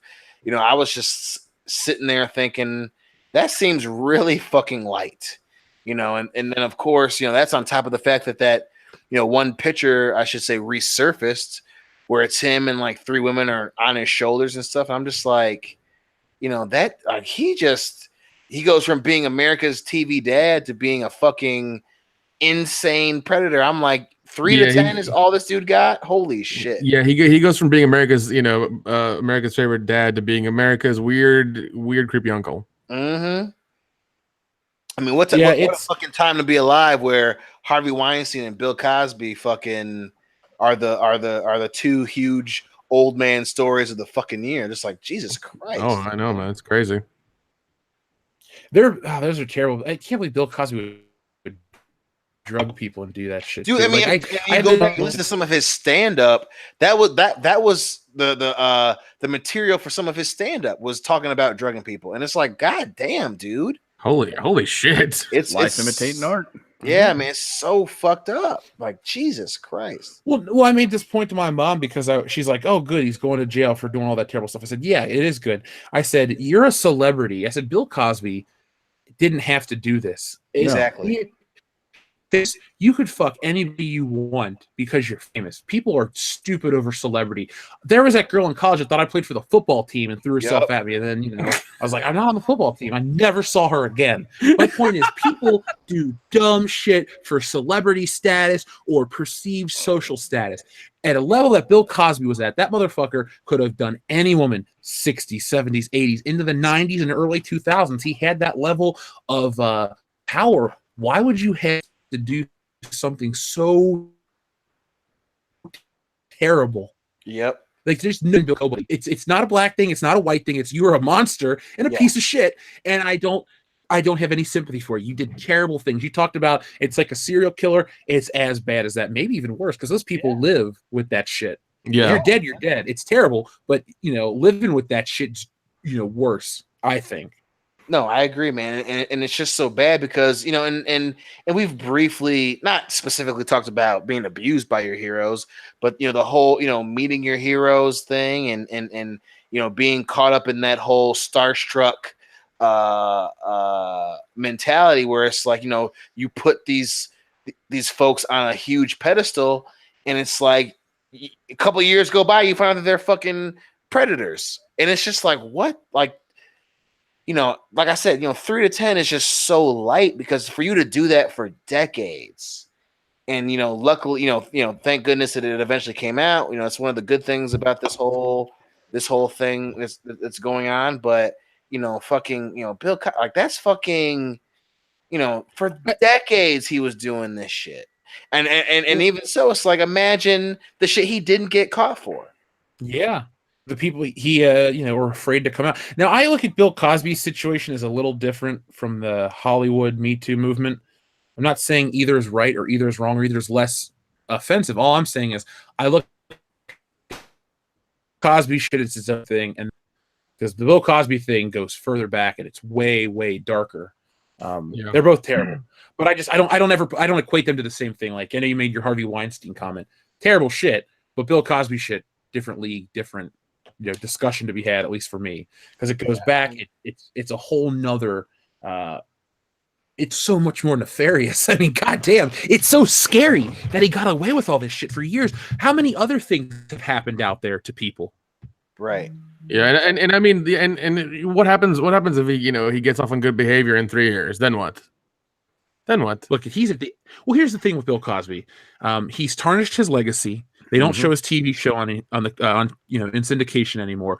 He's never going to get work again. People don't look at him the same way. It's like there's a really famous movie where like the truth comes out, and then everybody looks at the main character and they realize he's a piece of shit or something. And they all just walk away, and the guy's like, leaves and. This movie, I can't think of it off the top of my head.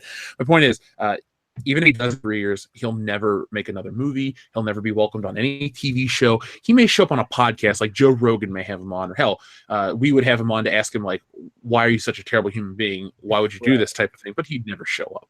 So even if he doesn't die in jail, he's just, he's done.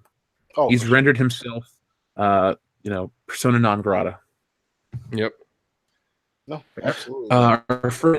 Well, I just wanted to ask you guys, because all the big entertainment stuff, maybe we'll shoot a message back and forth, but I figure it's relevant to talk about, no matter, even if it is edging on political or social stuff. It's still in the world of entertainment.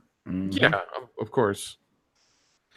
Let's see. Our friend Daniel Rockstar says, "You guys are really great. Cosby, zippity zoo bad. Love this channel and content. Are there any upcoming movies you're looking forward to, mainstream or not?"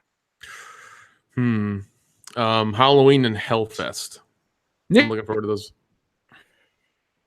Kendo? Not that I can think of. Dion? Well, I say it like that. But I'm the Robin Hood movie. I'm looking forward to that. What's the fucking what? Oh yeah, and then the Billionaires Boys Club, and then Bad Times at the El Royale. I can't fucking wait for that movie. That one does look good. That one does look good. I'm so fucking pumped for that movie. Other shit. I'm like, okay, I can wait till then, but I cannot wait for the Bad Times at the El Royale. That shit looks like it's gonna be fucking gangster. That looks great. I'm more excited for Halloween, but I want to see both of those movies equally. Oh yeah, Halloween. I'm super excited for, but just the idea of all these motherfuckers, a bunch of assassins and bad people, and randomly Chris Hemsworth walking in the rain. Let's do it. Let's fucking do this. You really need to write the movie synopsis for Netflix.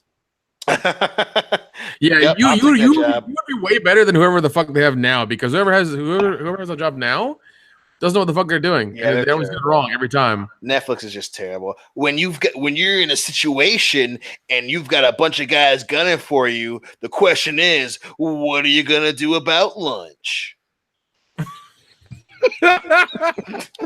Was that a real description, or did you just make that up? I hope he's making that up. I promise you, if I said it, you would be like, "Yep, that sounds like a Netflix description of a movie." It does. It really does. It really does. Because I've read some of them, even for movies that I love, old ones. I'm just like, you got this fucking wrong. What the hell are you doing? Who's drunk at the wheel there? God damn it! Oh my god, their descriptions for action movies are the worst, because it's just like that. It's just like a guy's on a date, girl of his dreams, but the question is, does she know he's a demon? And it's like, what are you doing, Netflix? What are you high? Oh god. One guy, one girl, alone together in a house full of killers. The question is, who farted? Like, who wrote these? Dropouts. Burnouts. Shit, man. Guy's in love with a girl, the girl of his dreams, one-on-one. He finally gets a shot. The question is she vegan? Like, what? How would you feel if you went to Netflix and you saw this description? A kid who stole a car is trying to get home by raping his mom. Jesus Christ. Wait, What the fuck? What the fuck is that? What? That took a turn. Yeah. That did take a turn. Hashtag explain a film plot badly. Oh god. The movie AI. Is that Back to the Future? There you go. It is Back to the Future. Yeah, but Halloween and was it Bad whatever the Jeff Bridges movie. Bad Times at the El Royale. Yeah, Casino Royale. Cool. I'm excited. McKinney 90 says, so that Ghost Dad sequel I've been waiting for is now as unlikely as Roundhead's trilogy. Damn, McKinney 90, don't bet on that. No, I wouldn't hold my breath. Just call it Ghost Dad 2, Ghost Mom. It's fine. Ghost Dad 2, we don't need you. There you go. Dad Ghost really is Dad gone. 2. Ghost Dad 2. You're not my real dad anyway.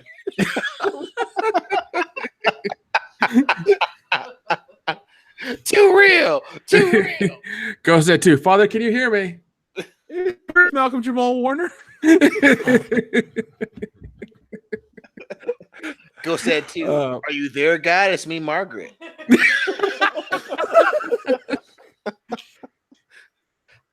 Ghost Dad 2. Use the force. Oh my god, really good. Ghost Dad Oh, 2. God. Puddin' Pop Boogaloo. God damn it.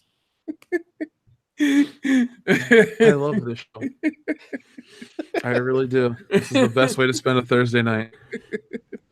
Really good chef says there's a Mad TV sketch called Cos. It's a parody of Oz with Bill Cosby going to jail. One of their writers called it. Oh my God. Damn, dude. I want to check that out now. Hopefully, Well, maybe that writer got, yeah, went for drinks with him. yeah. Came back a different person. Yeah. Like, hey, I know where this is going. Yeah. Maybe that was their little their cry for help or something. Who knows? Come on, baby, try my signature drink. I call this drink the Puddin' Pop. I God, I hated that guy's comedy anyway.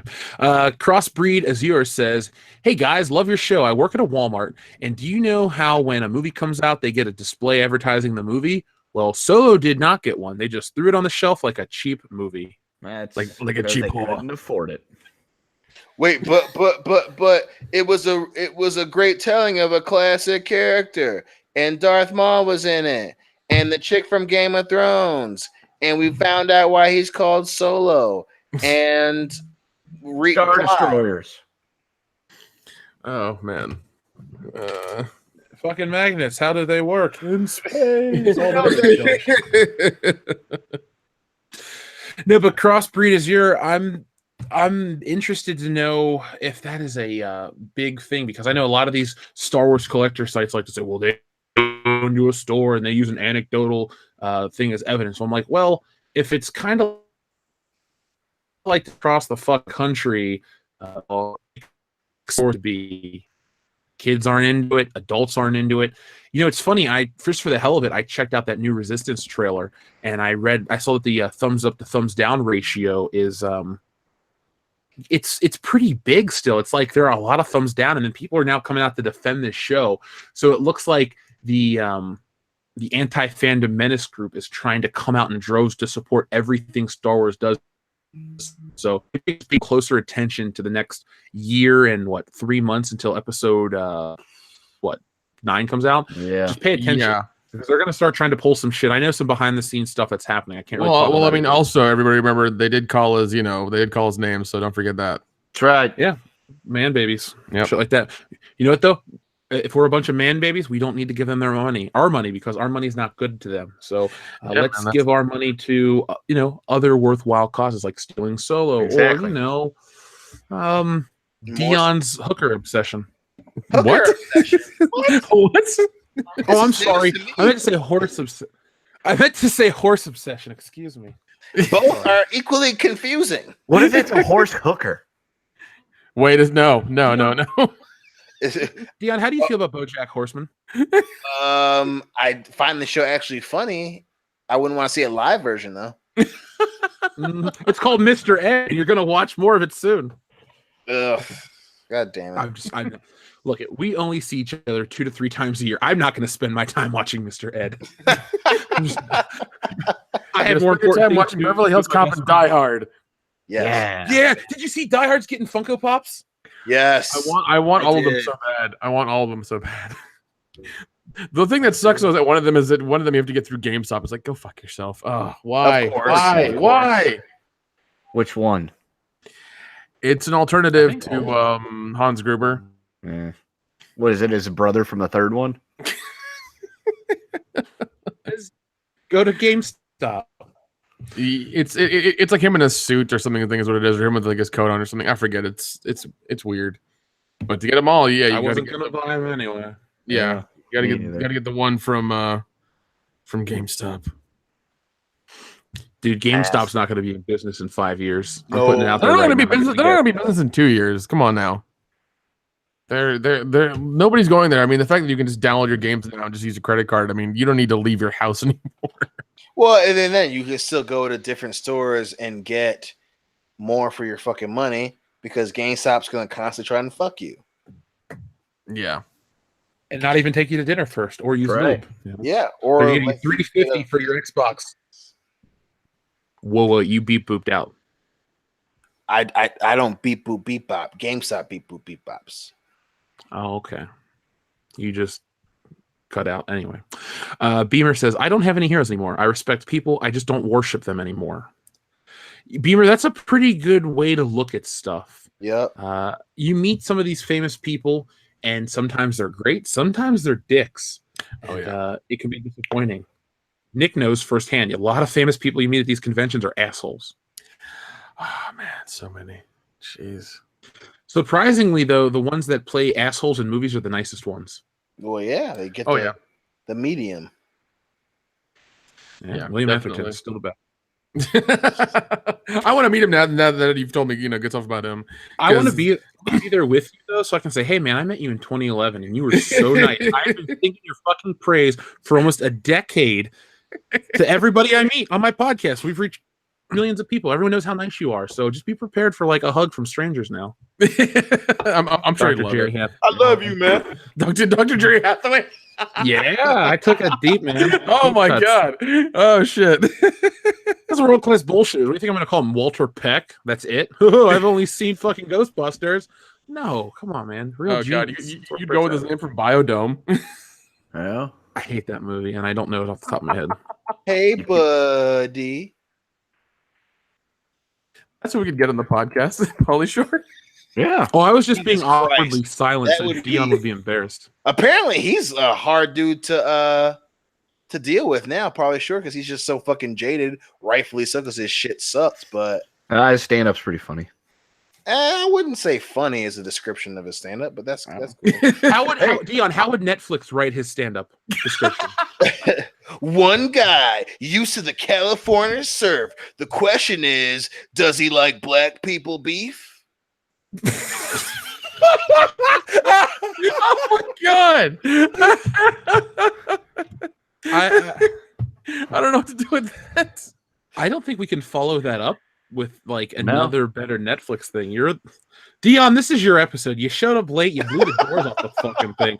I give episode 142 to Dion Green. Everybody out there in the chat, press 1 to give this episode to Listen, Dion. everyone has their things. You guys, might do more live shows or Good Morning Pop Culture. That's it. My thing is, I show up and I do it for the show, baby. I do it for the gram. You do it for the Vine? For Vine. Asher I'm Green? not gonna do it. Let's see. Obi-Wan27883, thank you very much again. OMG, the Star Wars YouTube channel posted an extended Resistance trailer. It's slightly improved hot garbage. I think they polished the dumpster before they lit it on fire. Do a live reaction? Obi-Wan, I will. You know what? That was actually going to be my Good Morning Pop Culture topic because I wanted to go a little deeper and read some of the comments and talk about how there's this, anti-fandom menace movement, and they're trying to hide behind this kids show and how people are attacking children's entertainment and they're being unfair. So, do you guys want to talk about it, or do you want me to do that tomorrow? I mean, I'm down to talk about it. It's one of those things that I think it's important enough to where it's like, hey, this is going on. Then go watch it. You guys watch it real quick. I've seen it. While you guys are watching it, I will read these next super chats, and then we'll get back to Obi-Wan's. Cool? All right, Resistance. Yeah. It's on the YouTube. It's on the Star Wars YouTube channel. So Turbo Donk says, first off, Turbo Donk, thank you. GameStop is the kind of establishment that takes you out for a nice seafood dinner and never calls you again. Dorothy Mantooth is a saint, Turbo Donk. Don't you dare pull that shit. But GameStop, for me, is a harder sell nowadays because I go in there and I don't buy games. I'll pick up an action figure or two. But gaming is so far off my radar. Like, guys, if I ever turn on my Switch, it's to play a demo of Tetris for 2 minutes and then turn it off and do something else. But I don't foresee GameStop existing past 2025. They're going to evolve into a Think Geek store, and everything's overpriced, and Amazon's going to take over the world and make everything cheaper for everybody. So that's our future of consumerism. Astro Panda, thank you very much. Welcome back to the channel. Have some Canadian money. Just wondering if you guys have seen Hardcore Henry. The first-person gimmick was kind of neat. Well, Astro Panda, not only did I see Hardcore Henry, I reviewed it for the channel 2 years ago with Dan. So if you want to go back into our archives and listen to us talk about it back when the show was in its infancy and it was, a big deal to go out and see a movie for the channel, do. But if you don't want to check that out, I'll tell you what I think. I thought it was a fun movie. Call of Duty the movie. I liked it for what it was. Was it perfect? No, but I would definitely watch it again for the hell of it. But I'd want to see it on a giant TV. And I think Astro Panda, the biggest mistake they possibly made with Hardcore Henry was not making it in 3D. It was IMAX that I saw, but it should have been IMAX 3D. You want to talk about an immersive experience? IMAX 3D first person, it'd be like playing video games on a 500-foot screen, something not anybody can really do. So that's my thoughts on Hardcore Henry. I liked it enough, and I would watch another film in that type of in that vein because it was fun, a lot of fun. So I guess I'm waiting for the other guys to finish the Star Wars trailer. I've stopped watching it. It's not that bad, huh? Why are they flying through rings? Because it's Superman 64. Or Star Fox. There you go. I was gonna say Star Fox did that shit. Yeah, because I got halfway through. I stopped. I can't. I cannot. It's. Yeah, I don't get what's going on or how this fits into the universe at all. Yeah, I mean they're flying through rings and they're. Guys, it's a kid show that's on at 10 o'clock at night. We can't criticize it. But like Poe Dameron's on there, and then you have Princess Leia's on there as well. Like, and they showed the new Death Star and stuff. Like, where does this take place? Did I see Bosk? You probably did. They show the fucking droid BB-88 or B8 or whatever the hell his name is. Like, this doesn't make sense. Where does this take place in the timeline? Well, it's funny. Now the apologists are coming out in hardcore droves. Anyone else willing to give this show a chance? I mean, both Clone Wars and Rebels took a while to get right.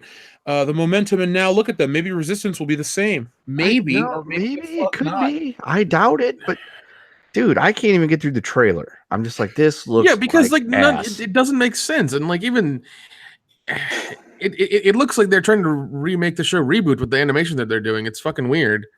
Oh, but come on. It's just a lighthearted kid that doesn't even do anything wrong. Why does everyone have to be mad? If I was 8, I couldn't wait to see this show. You guys are just dissing it out of the galaxy for no reason. Fuck you. It doesn't make sense. I'm not 8. Yeah, I'm not 8. I mean, if kids like it, that's whatever. But I'm just saying it doesn't make sense in the universe in what we've seen so far. Yeah. It doesn't. I don't get where it takes place ever. I don't. And the thing is, all right, back to the whole kids thing. They say it's a kids show, but it's on at 10 o'clock at night. On what day? Sundays. They make excuses, though. Don't worry. They're talking about, oh, guys, nobody watches TV and broadcast. It's all DVR. It doesn't matter. Star Wars Rebels was on at 1 a.m. Yeah, because kids are up that late watching TV. Yeah. I mean, the whole it's a kids thing, like Star Wars in general, just is getting to the point where it's just like, no, it was never a kids thing. Because they've gone from like retro, actively going back to the original movie, saying it was a movie made for kids. No, it wasn't. The original Star Wars was not made for kids. George Lucas did not target children as his audience. He might have tried that with Episode 1, but he realized that was a bad idea. Yeah. And I mean, they might go back now and say, well, these are kids' movies. They're for kids now. Okay, well, maybe they are making it for the kids now. But the thing is, they built their fucking castle on movies that were directed towards young adults and, dudes. And then to turn around and try to say it was never for them. Well, you're saying this isn't for you anymore. And then you turn around and say, well, it was never for you anyway. I mean, what do they fucking want? They wonder why people are rebelling against this stuff. They wonder why people are going after them and telling them how shit their product is when they've done nothing but antagonize and pick the fight. Yeah. Mm-hmm. Constantly, just tell you you're wrong. You don't get it. It's not for you. What the fuck are you doing? Who's it for? That tell me. It's like the kid in school that goes out and picks a fight with somebody, gets his ass beat, and then tries to get sympathy. It's like, no, you started this and it failed, and now you want everybody to like say it's cool? No. Yeah, I didn't get what's going on in the trailer. I don't know what the importance of those kids are. Like, it doesn't make any sense. Like, they're important to the resistance. How? Wouldn't they have shown up in like the previous movies, like Solo or forget the other one? You act like they have this stuff planned out, and it's not just a haphazard attempt to put shit together to make more money and try to push their narrative that the people that dislike The Last Jedi are a bunch of crazy assholes. Shame. Because this would have been these kids at least would have made some sort of appearance in Rogue One. That would have been like a small fucking reference or something in there. No, not Rogue One. They would have been in like episode 7 or 8 or something. Yeah. There would have been something in there about it. I was just like, there was nothing there, and this is pointless. And I mean, once again, if kids like it, they love it, whatever. Fine, whatever. Don't give a shit. On top of the fact, and this is going back to episode 7, they've never explained why the fucking resistance is the resistance. They've never explained how the Republic, which was in charge of everything in the galaxy, suddenly is on the run. We've still never gotten that explanation. Yeah. I don't like it. Stupid. And how the Republic became the First Order. Yeah. Yeah, the first New World Order for life. Too sweet. I'm just listening to all these people reeing out over the fucking. You gotta love it. It's Star Wars. Fuck off. Jeff. They talk about how. I think we need to bring back Comet Slam. I do too. I think we'll do that maybe this weekend. But the funny thing is, it goes. These dislikes make me feel embarrassed to be a Star Wars fan. You guys are getting another Filoni show. We're not getting another Dave Filoni show. Why don't you pay attention, Andrew Grievous, to the fucking news before you get on your goddamn high horse, asshole? Everything since episode 7 has made me embarrassed to be a Star Wars fan. No, but Dave Filoni's only involved in name only. This dude is trying to, he gets a thumbs down from me officially. Yeah, fuck that guy. Fuck him. And then he says, yet the kids show they're going to do on the side has you mad. Grow up. Andrew, why don't you grow up and get your facts right? You have the attention span of a 6-year-old. So good for you. You can like this show. This ain't a Dave Filoni show. I don't even care. I don't even think I gave the original trailer a thumbs down. I wasn't going to watch it anyway, but I'm embarrassed to be a Star Wars fan because they basically, with Star Wars fans now, the ones that toe the company line, they want you to shut up and be thankful that it exists. It doesn't matter that it's fucking terrible. You need to be thankful, guys, that there's more Star Wars. Yeah. No, I don't need to be thankful. I was happy with the only 3 that we had. We didn't have cartoons before, but now we've got a bunch of them, guys. It's like and they're fucking horrible. Yeah. Look, they tarnished the brand. They have, and I mean, they're going to, once they see what hopefully episode 9, is a flop, I pray it is, then they'll really get the fucking message. Well, they're going to make sure to try to discredit anybody that doesn't like The Last Jedi. They're going to go after all these things. All I can tell people out there now is get prepared, because if you want to get involved with this, if you want to talk about Star Wars movies and how you're dissatisfied, make sure you hit them with story elements, this, that, and the other, and talk about the stuff, because they're running out of steam with their whole sexist racist thing. Just hit them with a whole nother level, because they're going to still hold on to that sexist racist thing, because they're going to try to guilt you into liking a movie. Yep. These dickheads in the comment section are going to try to guilt you into disliking a trailer. You know what? If it's for kids only, that's fine, but don't try to sell other Star Wars shit to adults. Don't have $500 Star Wars Lego sets. Don't have all this other shit that's priced for adults. Don't have Star Wars model kits that are like, level 5 model kits that require paint and glue and all this shit. Don't make Star Wars don't make Star Wars Hot Toys dolls that are $220 to $250.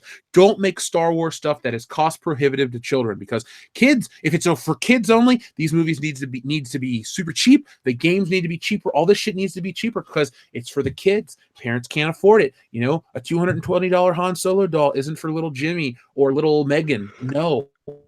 The guy that watches The Empire Strikes Back constantly probably is buying that shit, but you don't want his money because he can't have an opinion. You see how it's collapsing in on them right now, and they're getting more and more desperate to attack the fan base. Oh yeah. Disney loves this shit. Well, Disney loves this shit. It's not that they're getting desperate to attack the fan base. They're getting desperate because they have to justify asking for your money. They didn't do all this so that they can attack a specific side of the fan base. They actually 100% thought that they would do something and blindly, like so many other fan bases of shitty franchises, that they would just follow suit. In this franchise, the issues are so palpable with this trailer, not because it's just for kids, but you have the kiddie jokes, and then you have specifically is made to look like a Telltale game. So they're doing smart. They're specifically trying to, hey, we've got the childlike humor, but we're gonna trick the adults into thinking it's an adult centric video game. So that's why it's gonna come on at 10 o'clock, and they're gonna throw the whole DVR thing because they think that the parents are gonna watch it, and then they're gonna record it and watch it with their fucking kids. Because but then again, it's weird because it feels like a goddamn shitty Disney show.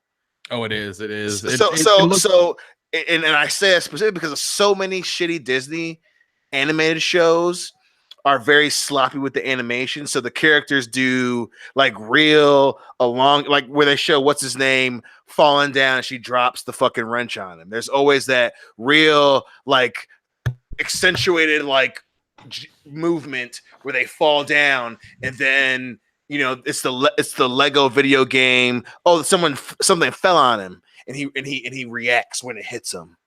It's the show. Not just because it's for kids. They have no idea what they want the show to be. They don't know if they want it to be for adults. They don't know if they want it to be for kids. They don't know if they want it to be for both. There's so many different directions it's going in. And again, you guys are 100% right about the whole kid thing. It definitely feels like it's supposed to be a kid show, but it looks like The Walking Dead. It looks like every Telltale game that's come out in the last 5 years. And then of course you have the random mood swing at the end of the trailer. It's super kiddie, and then the final 25% of the fucking trailer, it gets real serious where they show the Starkiller base. And that part is particularly funny to me because the Starkiller base is made to do what? Fucking destroy planets. So here's a kid show where they're showing comedy and the pilots are joking and they're laughing and talking and they're hitting each other with wrenches. And then they show the Starkiller base where it commits genocide. What does this show want to be? It wants to the feel. I got the kid thing too, but the tension in the trailer is so fucking weird. I have no idea what it's supposed to be, and that's what's so shitty. And that happens throughout the whole franchise. Now you had The Force Awakens, where it's she's supposed to not know her family, and Finn doesn't know, like he has no real name, but then you have BB-88 doing thumbs up and shit. And then you have fucking Han Solo and Chewie, they find the Falcon. Oh my god, the guy that they run into is a slaver. And then that whole sequence of them getting the fucking Falcon back is a Benny Hill bit. Oh man, Yakety Sax is so welcomed with the lack of good music in Star Wars these days. Definitely. It's so the feeling of these films is so off. Like, and then people, and then people always wondered why Potato Sack got shat on, not only because she's an annoying character, but the whole film is supposed to be like a war epic where they're about to fucking die, and then you have a random romantic thing thrown at the end of it. Yeah, where there was no precursor for it at all. Exactly. No, not at all. Exactly. That you hit on the head. It feels awkward because it's like, oh, they're all gonna die if we don't get back. And then you get back, and then randomly Finn's gonna sacrifice himself. And she stops and she goes, we joke about that line, but we gotta beat him with what we love. That feels so out of. It's like I was watching The Thin Red Line, and then Ghost of Girlfriend's Past got randomly turned on. this Don't whole you hate when that happens? I know, right? Every goddamn time. I say it to Hillary all the time. I was watching World War II and I ended up with fucking a Lindsay Lohan movie. It's crazy. But the franchise in this trailer is another example of that. They have no idea what they want this to be. And that's why I got so many. It has nothing. I mean, the kids thing is a part of it, but as an adult, you pick up on certain things. And it's like, am I supposed to be watching a Telltale game? Am I watching a Disney cartoon? What am I watching? It feels awkward. Well, the kid thing is just a shield to hide behind. Come on now. It is. And then you got all these fucking self-righteous dickheads in the comment section. Oh, you can't like something Star Wars. The one guy makes a good point. He says, I can't be a fan of Star Wars and not like this.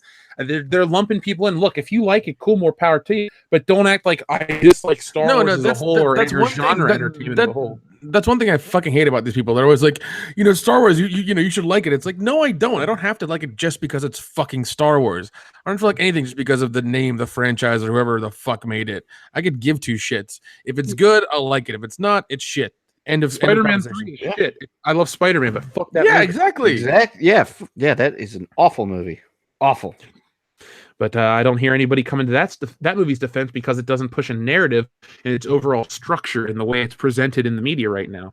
Star Wars is a big dumpster fire from Disney, the biggest company in terms of entertainment, but the biggest franchise of all time, and fucked it up. Yeah, ever since Captain Kennedy came out with this shirt and the picture that said "Force is female," Yep. downhill. Yep. It's like, why can't the Force be for everybody? Why is it female? Why are you doing this? Well, that right there's a great point. That shirt right there, that whole thing was her immediately drawing a line in the sand saying, you're either on our side or you know what, you're not. Imagine if Infinity War said, well, Marvel is male. Imagine that shit.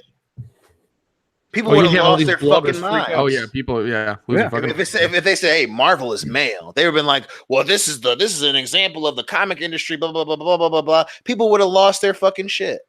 Yeah.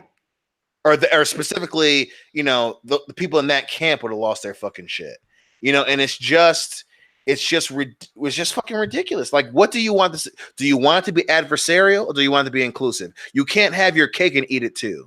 You just can't. You have to either want everyone or just a group. If you just want women to watch Star Wars, just fucking say that, and then you don't have to wonder why Solo failed.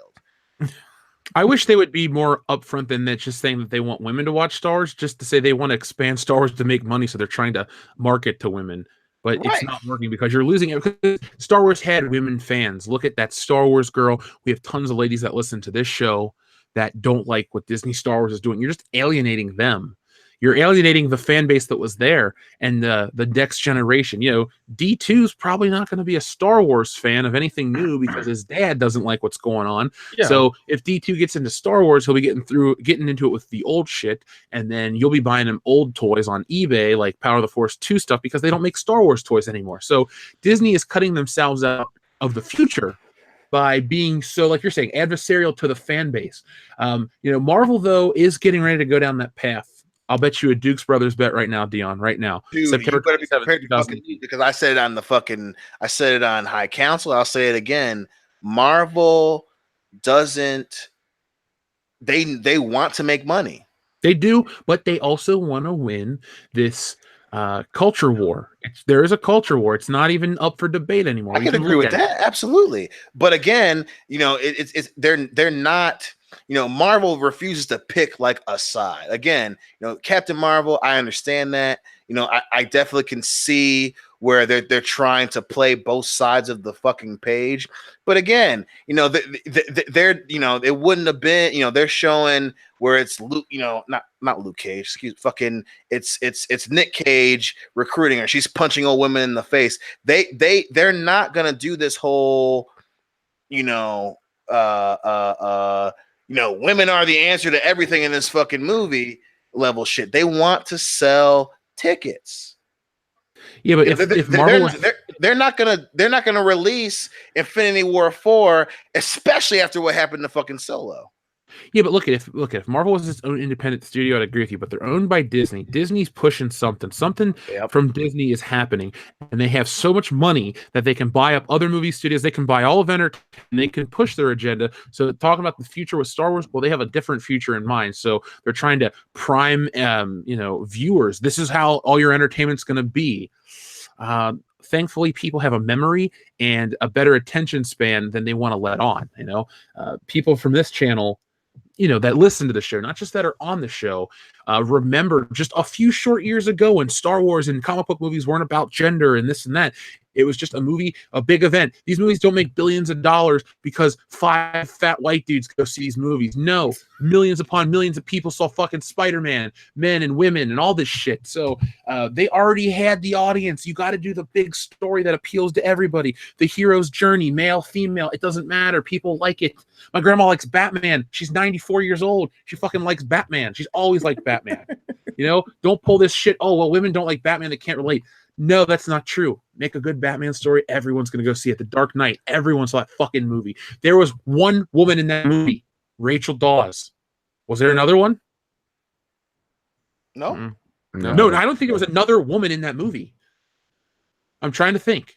Like, just even a side character. Rachel Dawes was it? Oh, there was the Russian ballerina at the restaurant. Other than that, there was a detective that. Oh yeah, right. Yeah, Wharton Ramirez. Right, and even so, to your point about Disney owning everything, one of the biggest reasons why, again, you're saying that Marvel isn't its own studio. For example, it's part of entertainment. It's going into the sports world a little bit, but ESPN, owned by Disney, just bought the UFC, right? So the UFC, for those who don't know, is essentially cage fighting, mainly dominated by men, right?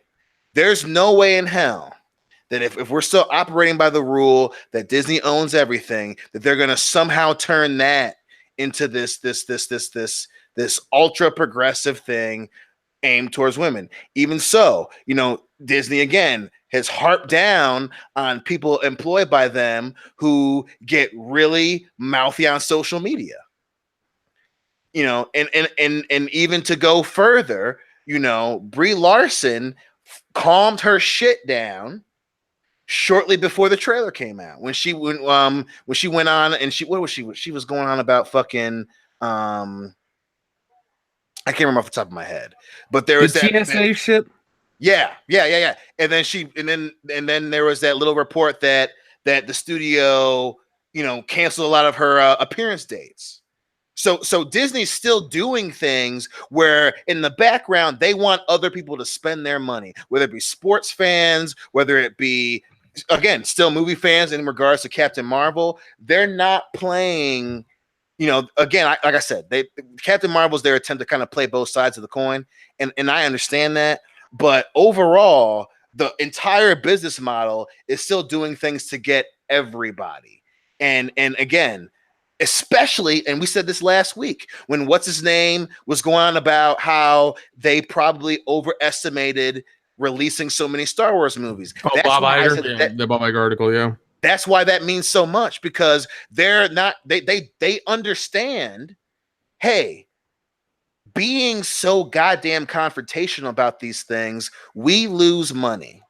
And right now, whether Kathleen Kennedy wants to admit it or not, Marvel and everything else is making money. You're the only fucking pigeon on the outside that's causing bullshit with Disney. Nothing else. It's Star Wars with Disney right now. Nothing else. And if you expect me to believe that all of a sudden they're gonna forgo all the other shit going on for Star Wars, I got a fucking bridge in Brooklyn to sell you, because there's no way in shit, especially after Solo, they're gonna sacrifice the UFC deal. They're gonna sacrifice Captain Marvel. They're gonna sacrifice, outside of Resistance being really shitty, sacrifice all these other projects for Star Wars. I'll take that gentleman's bet, sir. 100% every day of the week. Well, I'm looking at how this stuff is being reported right now. What's going to happen, at least this is my take, they're going to keep doubling down on this shit, because we've watched it with Star Wars for the last 3 years. I mean, every blogger and their brother is writing about forces female and all this crap. They're writing about stuff that people don't care about, and they push it down your throat. The movies suffer, and people just don't go back. The repeat customers don't show up for these things. But that's what they don't care. It's about pushing whatever they're pushing, and they get more pleasure from winning a war on Twitter or bitching on CBR, some website that gets 28 clicks. They think that they're actually achieving something with this. These people are fucking nuts, dude. They don't care because the people that push this shit, they don't make any of the money from it. They're not involved with the finances. They just want to glom on their cause, their crusade, their shield, the cross they want to bear. They lock on to something that's popular, so they think they can get attention for whatever they're involved with.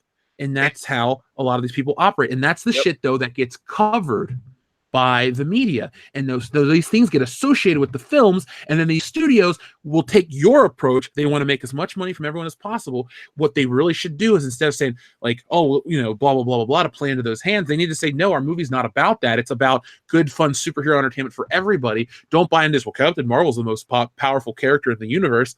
Really, you're going to introduce a new character 2 months before Infinity War, or a month and a half, and have her beat everybody after a whole 10-year saga ends? You're going to defeat your narrative that you've built in terms of story for like some Tumblerinas? That's stupid. No, and again, there's a lot of strong points in that. 100%.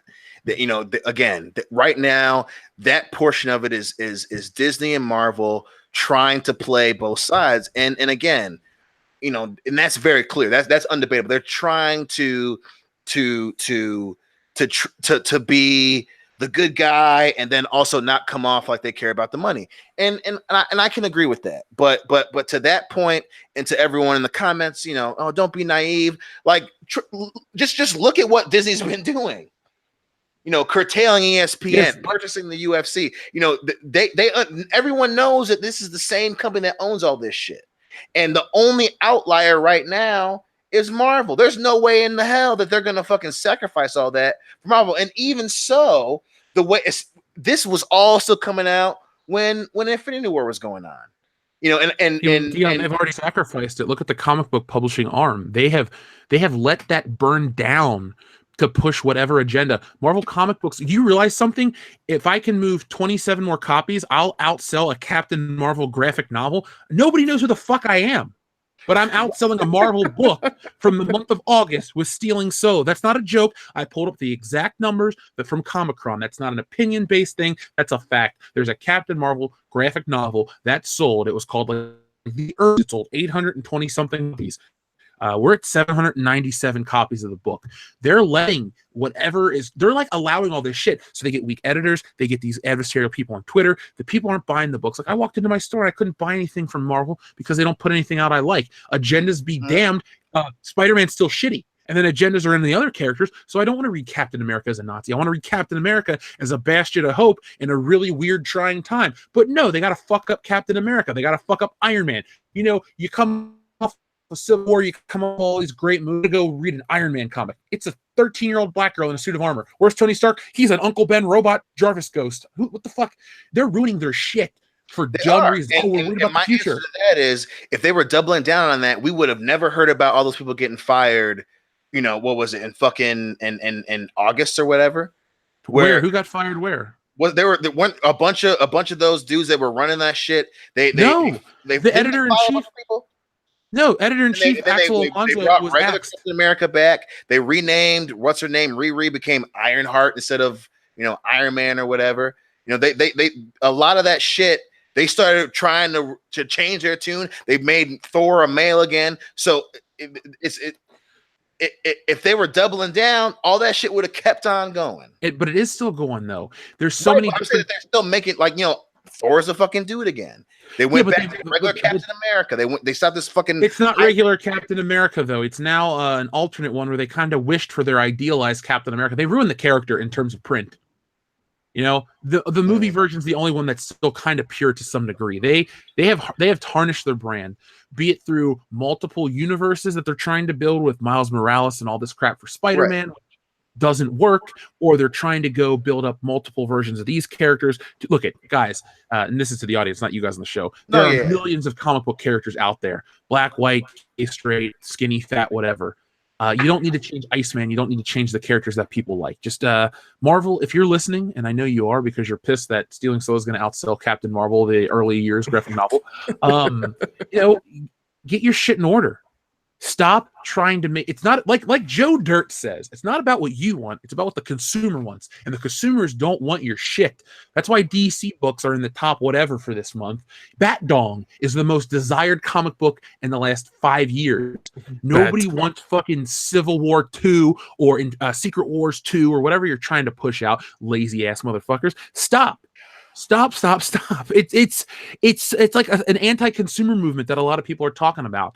It's like they're trying to tell us what we're supposed to like and what we're supposed to read, and our opinions be damned. Well, that's not how entertainment works. We'll go elsewhere. People will move to video games. They'll move to other forms of entertainment, and Marvel Comics will always be remembered as a big mistake from 2012 on.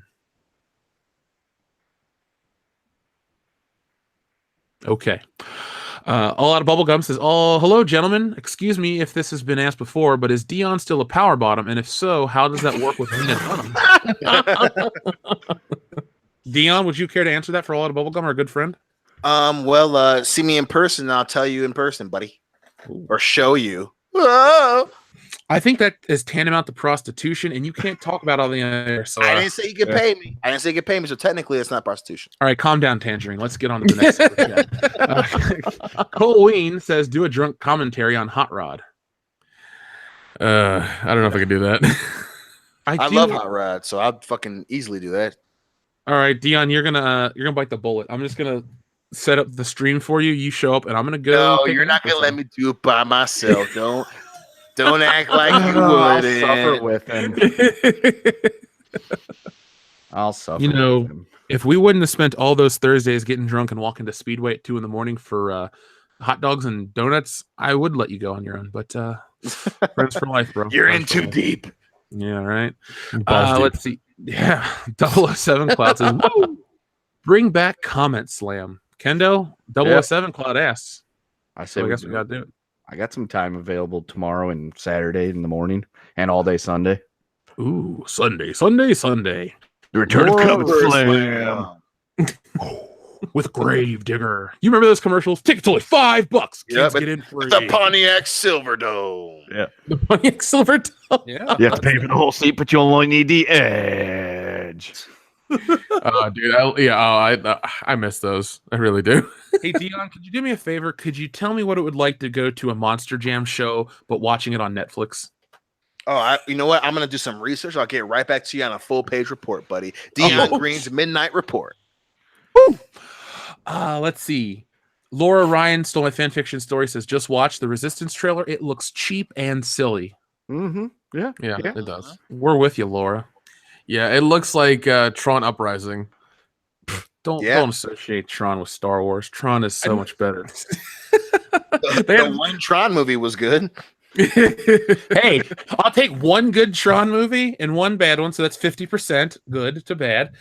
To 3 really great Star Wars movies, 1 really good one, 2 ones, 2 Okay, I'm not gonna let you ones. finish that joke. You expect me to believe that you're gonna give up 4 New Hope, Empire, And Jedi Return are of the great Jedi for Yeah. fucking Tron?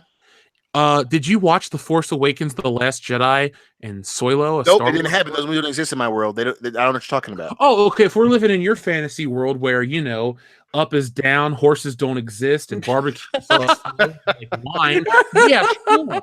I'll buy into your fucking fantasy. But until we live in that universe, okay, fuck it. Let's move on to Dante Reeves. Dante Reeves has a lot of super chats, so I'm gonna read. Love you, Dante. They're gonna be staggered throughout, Dante, but we'd like to thank you in advance for all of them. So first off, Thanks, buddy. Dante says the Resistance trailer sucked. Yes, it did. Mhm. Yes, it did. Dante also goes on to say, these new movies are terrible. Look at every Lucasfilm employee on social media. They're all women and male SJWs. They are idiots. Dante also goes on to say, stream discussion, top 10 favorite serial killers in horror. Ooh, fuck. Somebody write it down. We could talk about it on a Oh, big God. stream. Dante also goes on to say, preach that shit, Dion. Amen, brother. And then finally, Dante says, Jeff ranting is my spirit animal. Dante, thank you. Yeah, we kind of brought back an impromptu great pop culture debate. Yeah. When the show was shitty, for all the people out there that are listening to the old episodes, yeah, guys, aren't you glad the show's not like that anymore? Listen. And this is a good thing that El Jefe is become this resilient perfectionist for the show, as he should be, because this is his baby, and it's become this beautiful, beautiful child that I nurse in my bosom. That being said, You're lactating. one, Hey Luke was an awesome episode, and two, that we had some moments. We had some moments early on. It's not that bad. Oh, I'm not looking. They're not that bad. I find it funny that there's this weird upsurge of like people are like, man, I love this show. I got to go back and watch the old stuff. I'm thinking to myself, Maybe thank not. you. Yeah, maybe Thank not. you, but maybe not, because we haven't always been this. You know, when there were other people, we would have like awkward silences that people were like, I didn't do what I was supposed to do. And we go, thanks. Well, let's just cancel this segment. And now we're 4 super committed dudes, you know? So that's what I mean. I mean, go back and watch the old ones. Have fun. Check out where we came from. Episode 1 is boring as fuck. But, Somebody that's been there since about that time, I can tell you that the new episodes are far better. Yeah. And Kendo still listens to the show, even though he's on it. So Yeah. I listened to I've listened to the LGBT 1000 episode about 4 times. I think that's one of my It's favorites. a good one. To hear my voice, and then to count how awesome I sound. Be honest, do you masturbate to yourself when you listen to the podcast? No. Fuck yeah, Dion, I was right. No.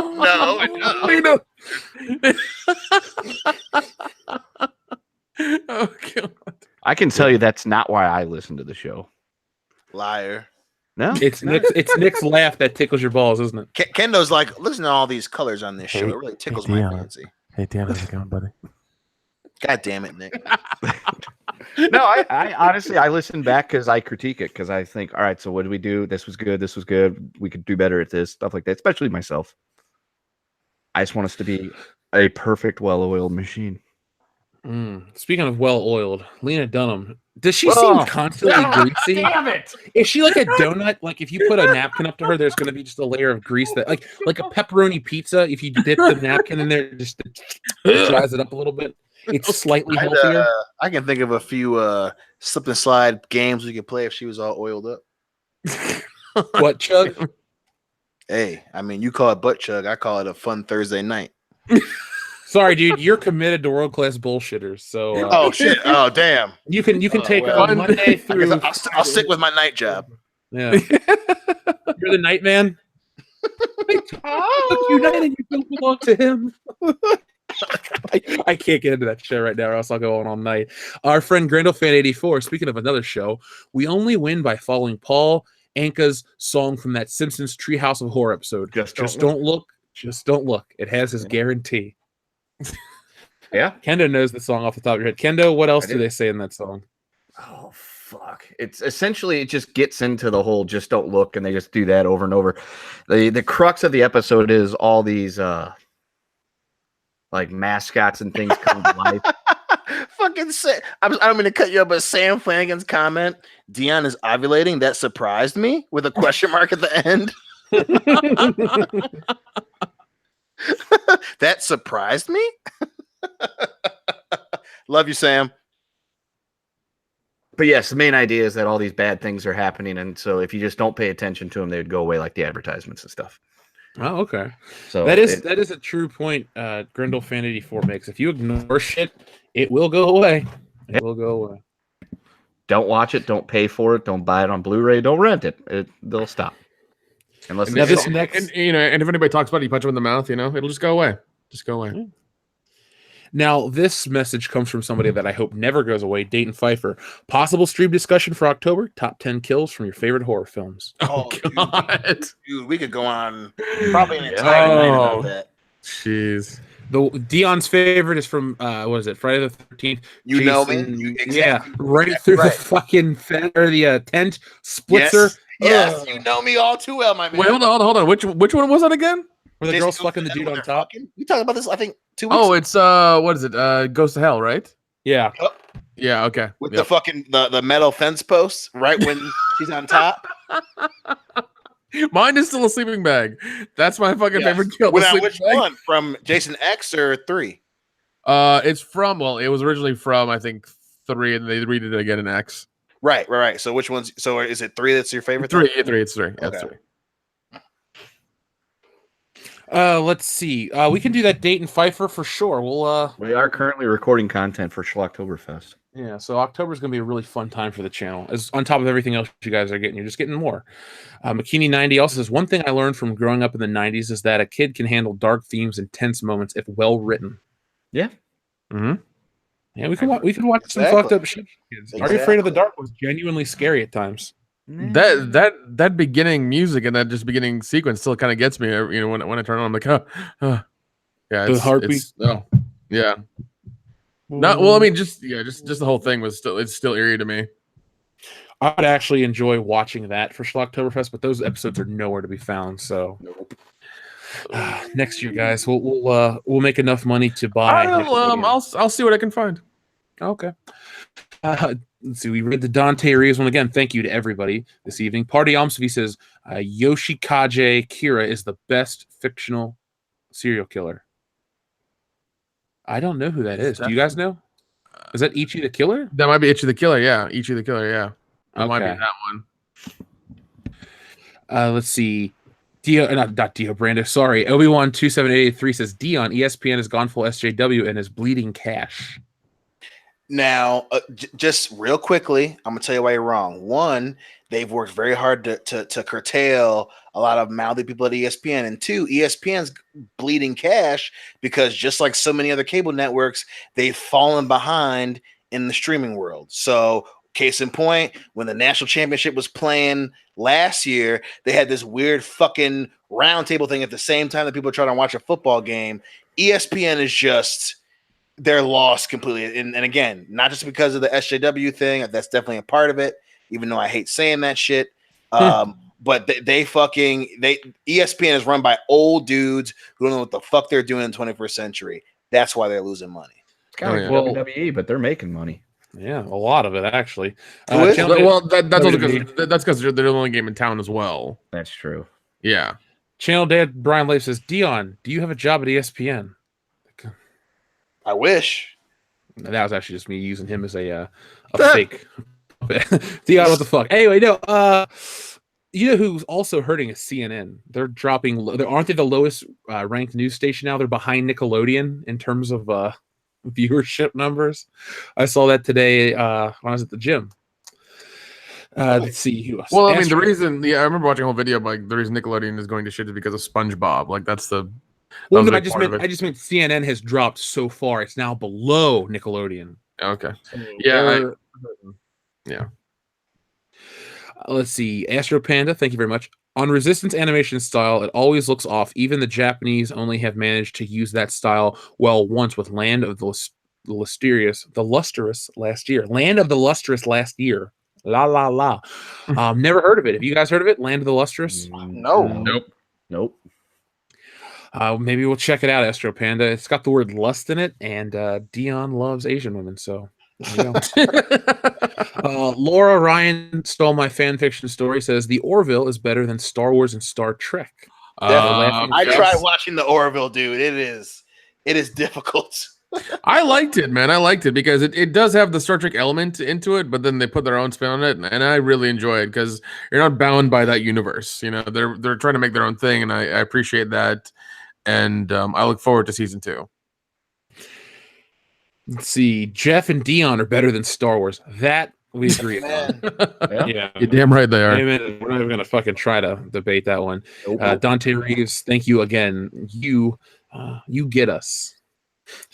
Here's somebody that definitely listens to the show. 007 Cloud says Steve Harvey, so 10 out of 10. Hey, Luke. It's not, but okay. JG Wentworth. It's a really good, hardcore, solid 4. Yeah. A solid 4. Yeah, it's a fine episode. I'm so proud of shit because we didn't have anything to talk about, and we literally just fired from the hip for like 2 hours. The best example or the best compliment I can give that episode is it exists. That's Yeah. all. Oh wow! Oh wow! That episode in a nutshell is Dion trying to carry the entire episode weight, and Loudy just really excited he's talking to a black fella. Hashtag black stuff. Yeah. You know What what? is You're probably right. Hashtag black boy things. Isn't there that meme or whatever? It's like it's a girl thing, it's a boy thing. Hashtag Yeah. black boy things. There you go, Dion. Loudy feels entitled to hang out. Yeah. Just don't say anything you'll regret later, Loudy. Because Well, I mean, he does want Dion to stay over at his place and sleep, on his couch or in his bed with him and his girlfriend or something. I don't know. I mean, I'm flattered. I don't mind being the chocolate third. I love how you just nicely told him no to ever going over there. You're like, sorry, man, I go to town to visit Jeff. I'm not just staying 40 minutes away. Right. I thoroughly love hanging out with Loudy, but it's like, easy, my man. Yeah. You're a good friend, But Dion, he loves you. I love him too. I just, I'm there to see Jeff. Is all I'm He saying. wants to put his love inside of you. Okay, you two, just cool it down there. Cool. Hold on, we got a few more super chats before you can make Dion uncomfortable. JG Wentworth says, I wish I could hear Hillary's reaction to you guys.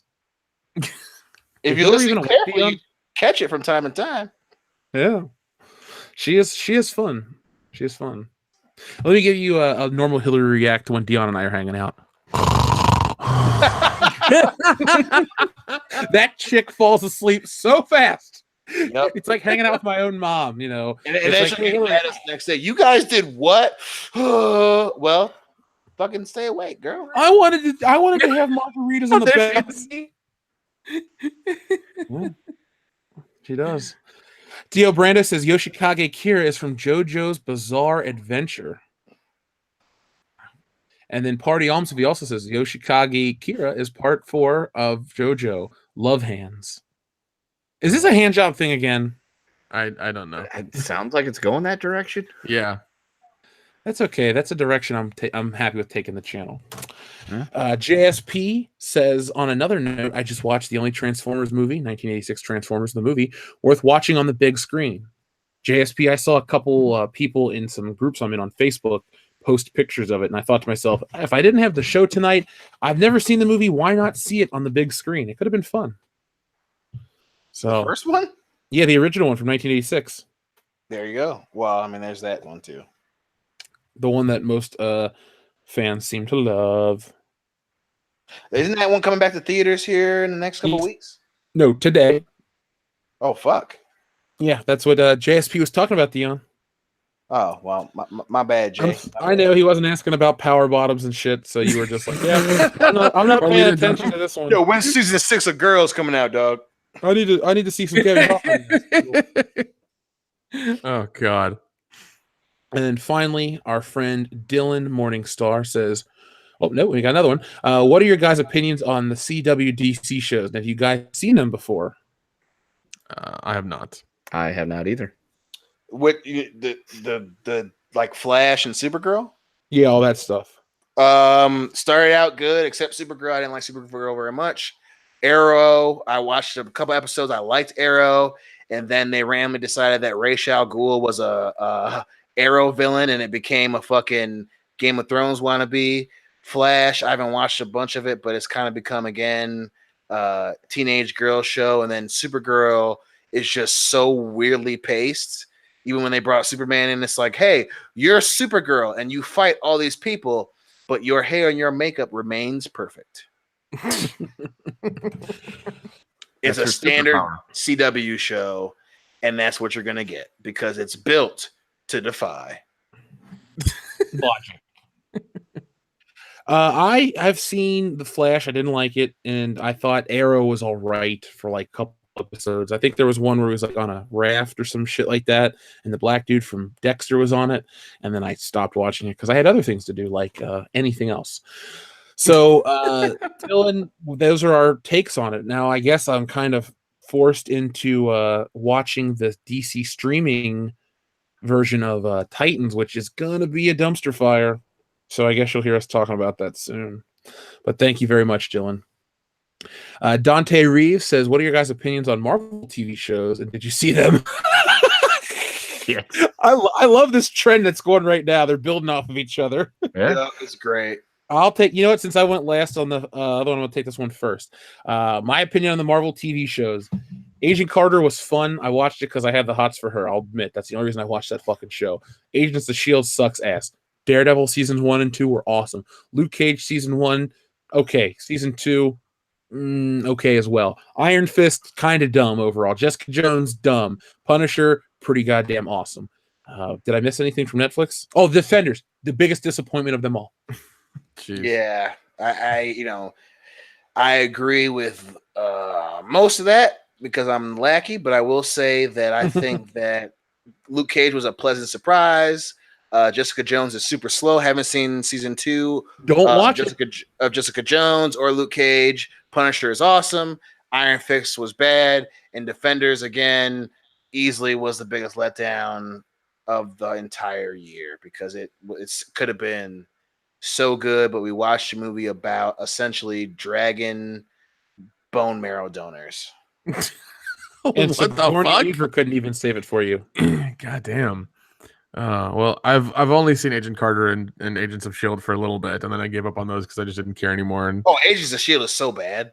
I just don't care anymore. And then once again, I watched Agent Carter for the same reason Jeff did because she was hot. But other than that, I didn't care for them, and I didn't want to have to watch a TV show and a bunch of movies at the same time and try to keep up with everything at once, and it just didn't want to do that. Kendo? I haven't watched any of it. Oh, okay. Simple as that was. Okay, Party Almsavi says Kira has a hand fetish, as in severed hands. Yep. I will not be watching that. Okay. I mean, I guess you can give somebody a hand job with a severed hand. A stump job. Let's not find out, guys. And finally, our friend Astro Panda says, Land of Lysterious is about girls made of gems who fight moon men. It's on Amazon. It's visually impressive for a CG anime, which tends to look off. P.S. Killer Queen Daisan no Bakudan Bitezu Dusto. All right, I guess I need to be on acid to watch this show. Is that what you're saying? Yeah. I'm not really big into anime, so Yeah, neither am I. think I'm gonna be into that. Well, I can give it a watch because he said it's on Amazon. So I finished Third Rock from the Sun. I got to watch something else. So why not Land of Lysterious girls made of gems who fight moon men on Acid. Killer Queen Daisan no Budaka. I can't even try it. You tried. You know, when I'm trying to read Japanese shit, it sounds like I'm making fun of Middle Eastern people, and I'm not. I don't know Japanese. I wish. Next on my list is to brush up on German and Spanish, but that's a topic for another day. So, folks, World Class Bullshitters went an extra what? This was a 2-hour and 10-minute show this week, so another 40 minutes. Yeah. Hey, you know what? It was important, though. It took us a little while to hit our stride. We had some technical issues with the timing that was off thanks to Google Hangouts, but you can't keep a good show down. So World Class Bullshitters episode 142 has come to an end. Guys, do you have anything you'd like to say to the listeners before we close this out? Buy Stealing Solo, and if you have already, share it so other people can know about it and buy it as well. Go listen to Dale Jepson. Do both of those things equally. Yes. By the way, somebody did listen to you, Nick. Somebody just picked up another copy of Stealing Solo. Hey, there you go. It fucking worked. All right. At 10:51. 10:51. So we're even closer to the goal of 800. So I can do the I'll do a watch or a stream where I get some art supplies and some better lighting, and you guys can send in requests, and I'll draw what you want. And then Buy our shit. Yeah. SOS, save our shit. Dion, do you have anything you'd like to say to everybody before we close this out? Don't be ashamed of that nut. That is out of context, but I like it, so thank you. So, guys, I'll be back in the morning with I won't be back with World Class Bullshitters in the morning. I'll be back with Good Morning Pop Culture. We'll take a deeper look at the Star Wars Resistance trailer. It's Friday, so we're going to have some fun as always. I have fun every day. Guys, Dion, Nick, Kendo, make sure you go back and listen to Bat Dong. Gotcha. Yeah, I will. Right. Okay, because you're gonna love the Bat Dong. Just this, I can't start talking about it because I'll start laughing the whole time. But to everyone out there, patrons, we're gonna record World Class Bullshitters after hours, but that'll probably go live in the morning because by the time we're done, I'll need to get some sleep. And so if you're looking for this episode on the streaming service in the morning, it'll be here. But thank you to everyone. Obi-Wan 27883, thank you very much. He says, I'm guessing from your opinions on Agents of S.H.I.E.L.D., none of you got past halfway into season 1. It got so much better every season progressively. Is it safe for me to assume that none of us did? No, I got to like season 2 or 3. The last thing I saw was a girl who like changed into like some lizard creature or something. You're a better man than I am. Yeah, that was like I want to say that's season 3, but like I stopped after that because I just didn't care. So, well, Obi-Wan, that is accurate for Dion, Kendo, and myself. So, all right, guys. Well, let's jump on over to our Patreon exclusive stuff. So, guys, you have a little bit to wait, but it'll be awesome. It'll be worth it because we're kind of tired. We're getting into that weird, bleary area where we might talk about Lena Dunham, but we might also talk about science fiction or deeper meanings in life. You never know what's possible. Everything is possible. And yes, I said everything is possible over on World Class Bullshitters After Hours. So thank you to everyone out there. We're going to hit 75,000 subscribers publicly probably over the weekend, maybe early Monday. So we'll do a 75,000 subscriber special live stream as a thank you to everyone out there who's made it a possibility. So until next time, something. True believers. Oh, there you go. Stan Lee, thankfully he's still alive.